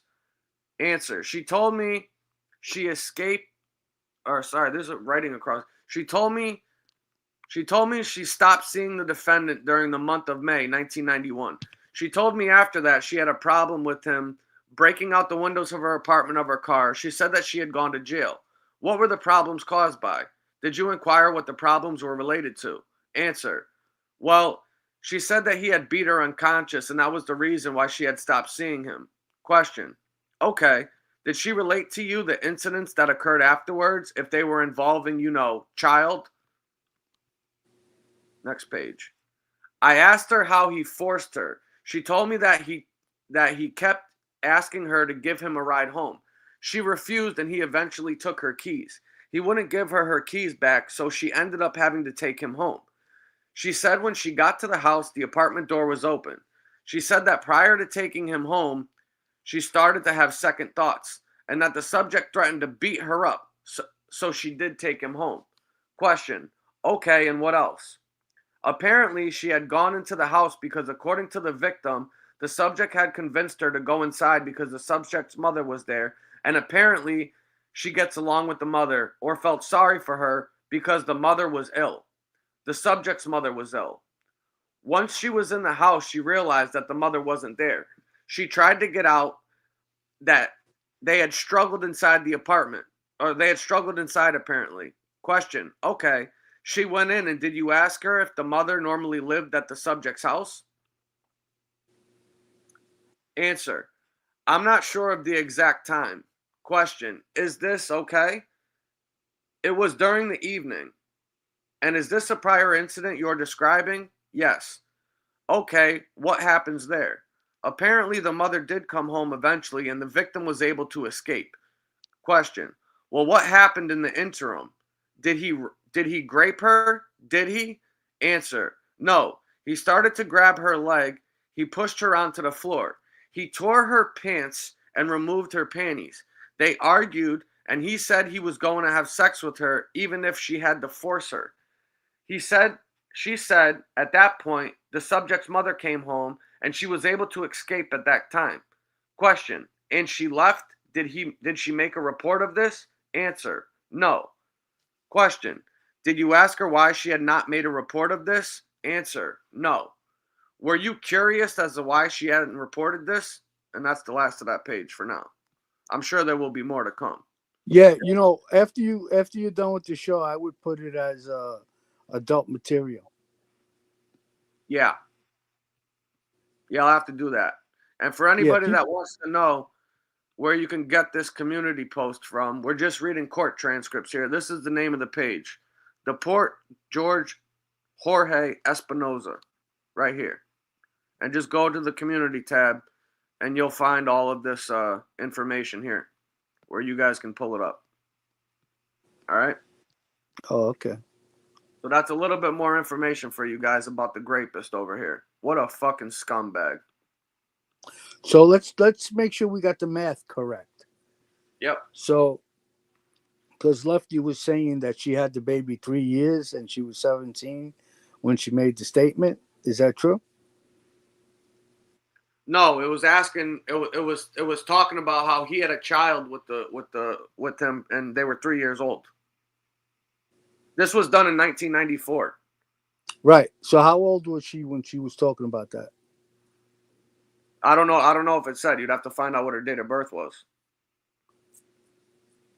Right. They said that I missed something on the first. The stuff's cut off on here, so whatever you're posting, it's getting cut off when I click on it, bro. Let me see. See how it's cut off, man? I can't read any of that. However you're posting it isn't coming through. I can only read what's on here. You can see that I'm pulling it up. It's not. There's nothing else to see, man. They're telling me that I missed other stuff, but the page is cut off. They said that you missed the bottom of the first page. She said that he threw a bottle through a window where the baby was sleeping. I'm not on a phone. I'm on a computer. I tried pulling it up, but for some reason it's not coming through. So sorry about that. I'm doing my best. But if you look here, I'll show you, just so you can see what I'm looking at. Let me just add it. You know what's funny is we do these shows like on a whim, and they turn out pretty good. Yeah, not bad for winging it, right? Yeah. So right here, if you look, there's no down bars or anything to pull it up. So I can't see that part you're talking about, man. My apologies, but look what Lefty said. Huh? It says it said she was dating him 6 years and had a child with him that's 3 years old. And in the beginning, it said she was No, it said in this paperwork that she had known him since 1987. It didn't say she had a kid in 1987. It said she knew him in 1987, and that they started dating when she was 16 years old, and she got pregnant when she was 17, and he was 24. Okay. Just to make sure, you know.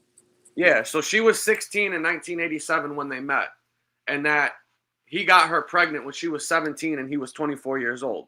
And 8Ball was born in June 1989. It was a very good year. Yeah. Yeah, right here. When I was 17. Yeah, so I think we can add one more thing to the list. Not only is he a woman-beaten DV boy that's a sexual miscreant, sexual deviant, and sexual assaulter, he's also a statutory rapist on top of it. And he likes to rob women and to harass women and to stalk women and to threaten women.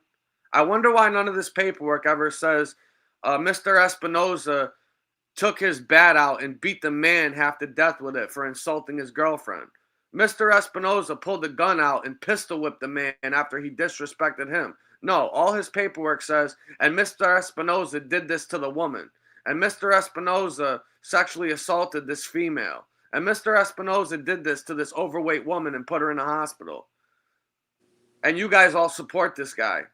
You're a fucking bigger scumbag than he is. And the reason is that you guys all know what he is. We've all proven what he is, and he's all proven to everybody that exactly what we think about him. He is exactly that. And you people still go over there and support this fucking degenerate animal.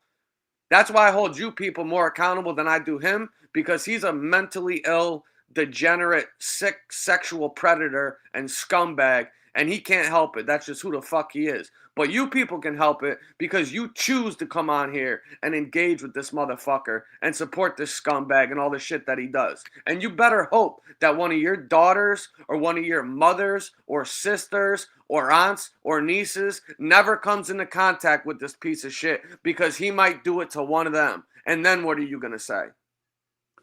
Yeah, and when all of this shit hits the fan, I want to know what Angel's going to say to her family when they ask her, what the fuck were you doing associating with this guy?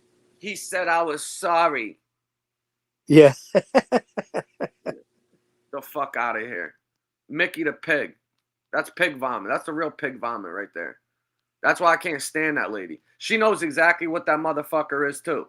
And what she wants right now is for him to go out and lie about people and abuse people and threaten people and harass people and stalk people just like he did to her, because she's that sick and that twisted in her fucking head that she wants other people to have to deal with and go through the same shit that she did, because then she'll feel fucking all right with it, that she wasn't the only victim. That's the mentality of that woman. She's a sick fuck. You got serious mental problems. And she doesn't give two shits if somebody actually really gets hurt by this guy. And she better hope it's not her or one of her female fucking relatives. That's all I can say. Because who knows what the fuck this guy's capable of. Look at what he does on here. So when you go down and you lay in your bed at night and you got to sleep every night after you find out that this guy did something like that, I hope you hold yourself accountable for the first time in your life, because you support this motherfucker. And so do you, Silo. You fucking bolt neck, you scumbag. Yeah, right. Piece of shit. That fucking scumbag too. Right? Yeah, he's fucking riding on Angel's coattails and doing the same shit she's doing. What's up, Brian G? How you doing? Yeah, fucking straight piece of shit. All these motherfuckers. And he's threatening people himself. Silo, cut the shit out. You ain't a fucking tough guy. Yeah, he's the fucking least harmless out of all these people. Even when he was over there talking to that poor kid next door that was doing like an Airbnb. Oh, you know, you know who my friends are. I'm gonna make one fucking phone call. How come you ain't doing shit? You fucking bitch. You go and spit on the guy? That dude should have knocked your fucking teeth out. That's what I would have done. Yeah, all somebody's got to do is show up and bring a wrench with them, and they can just start unwrenching the fucking bolts he's got in his neck. Yeah, you could take him apart like a fucking erector set.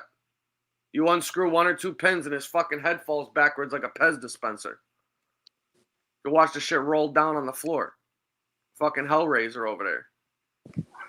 Yeah, he's one of those guys. I know this guy, I know that guy, and he never busted a grape in a fucking fruit fight. Knowing people don't make you a tough guy. That's what all of the people back in the day that always mention other people's names to get to push their weight around. They all got laughed at by the fucking serious guys. Oh yeah, that's like the biggest fucking clown move in the world.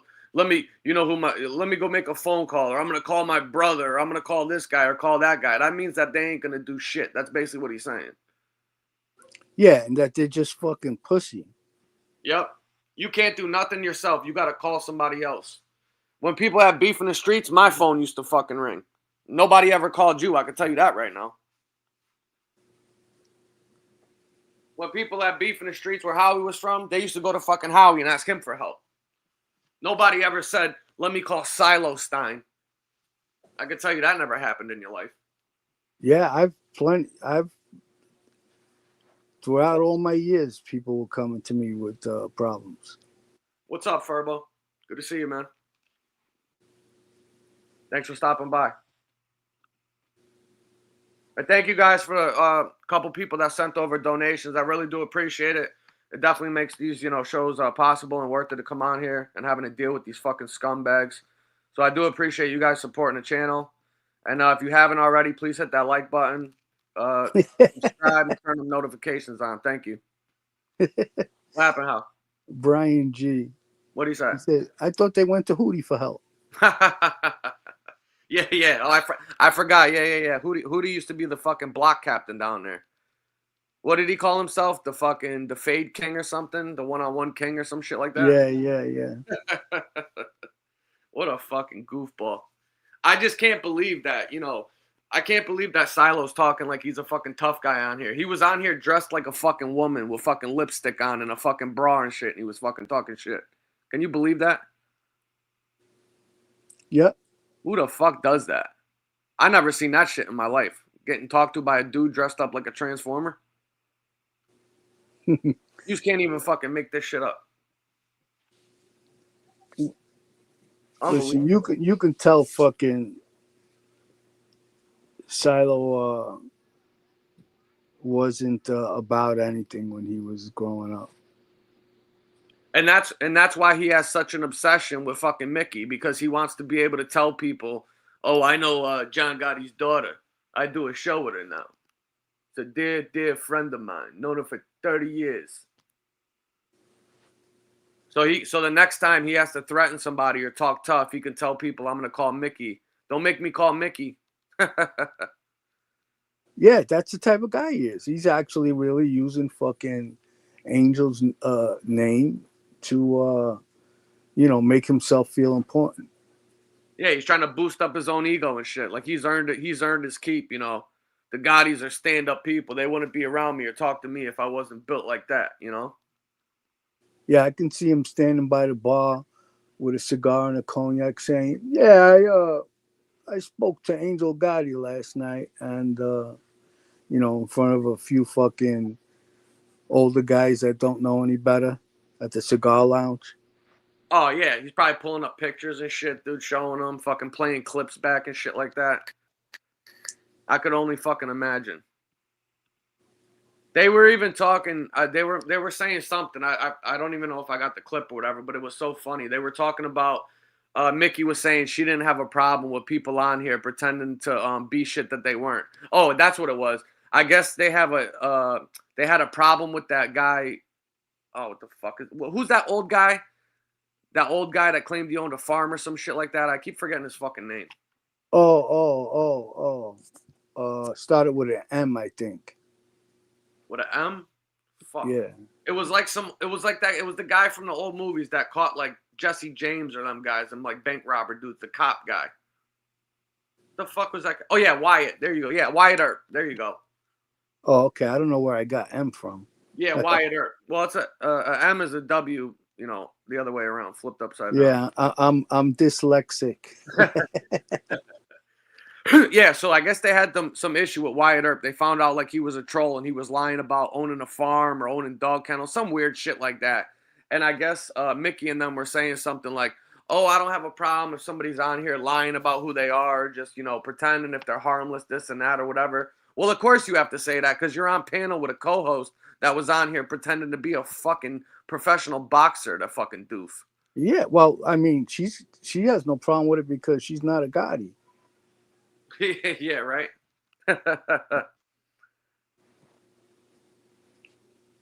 What is this? Perpetrating a fraud. Hey, Common, did you transgender women or men? What the fuck does that mean? Hey, Common, did you transgender women or men? I don't know what that means. You have to rewrite it. It's got to be the Ripper. You don't know how to fucking write. Yeah, that's the Ripper or fucking Silo. One of them retards. Sable said, my dad used to make fun of guys like that. Not Italian, but Montreal has some bars that belong to some shady characters to this day. He would tell me, oh, yeah, fucking of course. There's people like fucking Silo all over the place. You don't got to be in the mob to be around a fucking clown like that. These people are just, they're on. Listen, we've been saying it for a long time. These people are on here living out their fucking fantasies, their gangster fantasies. They come on here and start LARPing. I call it the YouTube army because people come on here and they try to be all they could fucking be. Shit they could never be in real life. They come on here and try to pretend and project to the shit that they wish they could be. Like Silo wants to actually be a boxer, but he knows he's a bitch and he could never be one, so he came on here pretending to be one because that's what he wishes he could have been. I used to feel sorry for some of the guys like him because right next door to our club, we had a bar. And if those guys showed up and a few of the fellas had a few drinks in them, oh my God, they wouldn't even let them leave. Oh yeah, they'd make them sit there and take it? Yep. Oh my God. Make them stop fucking dancing to Frank Sinatra. Yeah, see, that's the funny thing is that none of these people fucking live like that. They don't understand. They just see the shit that they read or you know hear about on a show or something like that. They don't understand like the nitty gritty of shit like that and how people actually you know view certain people. You know what I mean? Yeah. If they knew any better, he wouldn't be on here doing the shit that he's doing. Like coming on here even dressed up like a bitch, even though it was Halloween. Who the fuck? I don't know anybody that would have done that. Yeah. Nobody that wants to get taken seriously, anyways. I mean, you can tell, you know, just by the company the guy keeps, what type of guy he is, you know. For sure. Jay said, "Hey, Common, did you know transgender women are? They absolutely are not fucking men. I don't know what the fuck you're talking about." Listen, transgender people are mentally ill. That's my take on it. I think they have mental health problems that they need to get checked out for. That's my opinion. If that's what you're asking me, they absolutely are not men. And men that are transgender are not women. They could dress like a woman, whatever you want to say, but they are not women. There's I think male and female. That's it. I think it might be safe to say that Soulflow's a transvestite. Those are the ones that just dress up like women. Yeah, the cross dressers, the queers. He's just a transvestite. Yeah, the Transformers are the ones that actually went through the surgeries and shit like that, right? Yeah, and take the hormone shots. Yeah. Listen, anytime you have to get body parts cut off or changed, or you have to change your chemical makeup of your body to try to have more, male or female characteristics, means that you're not that. You're trying to be that, but you're not that. Just like Tyler was on here trying to be a fucking boxer, but he's never actually been in a ring and fought nobody, doesn't mean he's a fucking boxer because he wants to dress up and act like one. Yeah, the men, they take estrogen injections and the women take testosterone injections, and eventually, the man will look like a woman because they basically, they don't have any testosterone in their system anymore, and everything is going to change into a woman. Yeah. And you can't reproduce if you're a man that transforms, and you can't produce fucking sperm and get a fucking woman pregnant if you're a woman that transforms or whatever into a man. However that fucking works, I don't even know. But I don't even know why it's a topic of conversation, to be honest with you. I think that those people suffer from mental illnesses, obviously, and I think it's a mental health crisis, and that's where I stand on it. So the whole thing with people have an issue right now with like the men that are transforming into women or whatever and competing in like women's sports, like that boxer chick that was in the Olympics there from like Algeria or whatever it was, that had previously gotten kicked out of the Winter Olympics or something like that because their hormone levels were off. They got banned, and then they went into the Olympics, and they punched that girl in the face one time and she quit or whatever. They wound up winning a medal. That should never be allowed to happen. And I hear people argue all the time, like, I don't understand why people have such a problem with, transformers or transgenders or whatever competing, men competing in women's sports. There's not that many of them. There might not be that many of them right now, but if you let one of them in 2 years from now, there's going to be 2. And in 3 years from now, there's going to be 10. And then in 5 years from now, there's going to be 2,000. It's just a progression that moves up. So if you allow one of them to do it, you're just allowing all the rest of them to go and do it. And I saw one where there's this it's a man that transgendered into a woman who was a not a bodybuilder, like those, what do you call it, like the weightlifter people? Like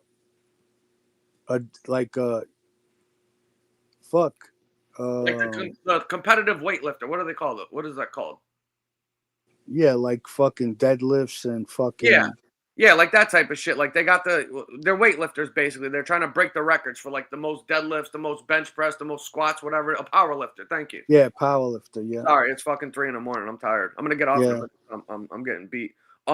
But yeah, the power lifters. There was a man who literally was ranked out of all like the active power lifters in the men's category. The guy came in dead last at like every single competition he's done for like the last 10 years. The guy goes and transforms into a fucking woman, and he breaks every record that's ever been set by a woman over the last 100 fucking years. That's a problem. Yeah. And if there's only one of them, like, oh, there's no big deal, there's only one of them. Yeah, but what is that precedent saying for your daughters, that you can go and you can work and break your ass and put in all the work and all the effort that you can to be the best possible, you know, power lifter for a woman, or the best swimmer, or the best tennis player, whatever, and a man comes over because he's not happy at the fact that he can't even fucking make a team, not even be on the fucking bench, and he'll come over and be a woman, and he'll be able to beat every single woman or every single girl in any one of these sport events or categories and shit, because he has an advantage because he was born a male. That's not fair. And what precedent does that set to other people? So yeah, I'll agree there's not that many of them, and it might not be a huge problem right now, but the minute that you let a couple of them in, it's just going to send a flood for the rest of the people to go and do it too, because what's stopping them from doing it? Yeah. And people will argue and say, oh, you know, it's all about women, you know, women's rights and equality and shit like that. Well, okay, so if a man punches a woman in the face, it should be no different charge than me hitting fucking Howie then, right? Of course not. The minute they get punched in the face, they're going to be crying about it, talking about a man hit a fucking woman. Yeah, and it's not fair to us because we don't get to shower with women. Yeah. Yeah, but Lefty said Marky Mark competes in power sniffing. That's fucking funny, actually. Yeah, and these guys, they're breaking fucking women's records, and it's just not fair to them, you know? No, it's horrible. I think it's a horrible precedent. I don't think it should be fucking allowed, and I think it's a terrible message to send to fucking everybody, anybody for that matter. It's just, at the end of the day, there's a difference between men and women, period. There just is. And it's always been like that, and it always will be like that. It's you know, it's nature, I guess. They suffer from the most depression out of any group. Yeah, they wind up, the suicide rates are really, really fucking high over there. The mental illness, the hospitalizations for stuff is really high over there. And you'll hear stories like, I've spoken about it before, and we're going to wrap up in a couple minutes, guys. Thanks for everybody being here tonight. We'll be back on soon. Maybe tomorrow, the day after. I hope everybody has a good weekend. But yeah, I mean, I just, you know, there's been instances so many times where shit like this has fucking happened, and it's a tragedy, to be honest with you, man. And I think that it needs to stop immediately. I really do. I don't think it's good. It's not good for anybody, and I think it sends a horrible precedent for everybody moving forward. It is what it is, man. You know. Yeah, and don't get me wrong. You know, for the people that do have these issues, you know, they should be treated with respect, just like everyone else. But there needs to be, you know, that you can't change any, lines in the ground. Like it's, if you're trying to become a woman, you still have to use the same facilities as men. They shouldn't have to take abuse for it. But at the same time, you know, that stuff shouldn't be pushed on us and our children. Absolutely not. And the other thing too is that I've heard so many stories about these young kids whose parents allowed them to transition, like even before they hit the age of puberty, and they wind up going through these transitions and stuff where they're getting these blockers and these estrogen or testosterone shots to try to, you know, be more genetically like a male or a female, whatever they're trying to do. And then as they go through puberty and they get older, the people realize, like, shit, the stuff that I did isn't even reversible now. I've already committed these procedures and taken this medication for so long, and they wind up regretting it a couple years down the line. That's happened. And then what happens? They wind up committing the ultimate act and taking their own lives because of the decisions that they made, because they didn't know any better. And the parents are doing this stuff to these kids now at such a young age, where I think that stuff is child abuse. I don't think they should be allowed to. I don't think anybody should be allowed to do anything until they're at least 18. I don't even care if the parents allow them to do it, because a lot of the time I feel like the parents do it for their own selfish reasons. You know what I mean? to get attention or to, you know, just to make a kid happy, whatever. Who the fuck knows? I don't know why, but I just think it's a serious problem, man. And I don't see anything. Yeah. I hope things children, you know how many phases children go through? They want to be so many different things growing up because they don't know any better. Their minds haven't matured yet. You can't, just because a child says, oh, I want to be a woman, now you start giving them hormone injections.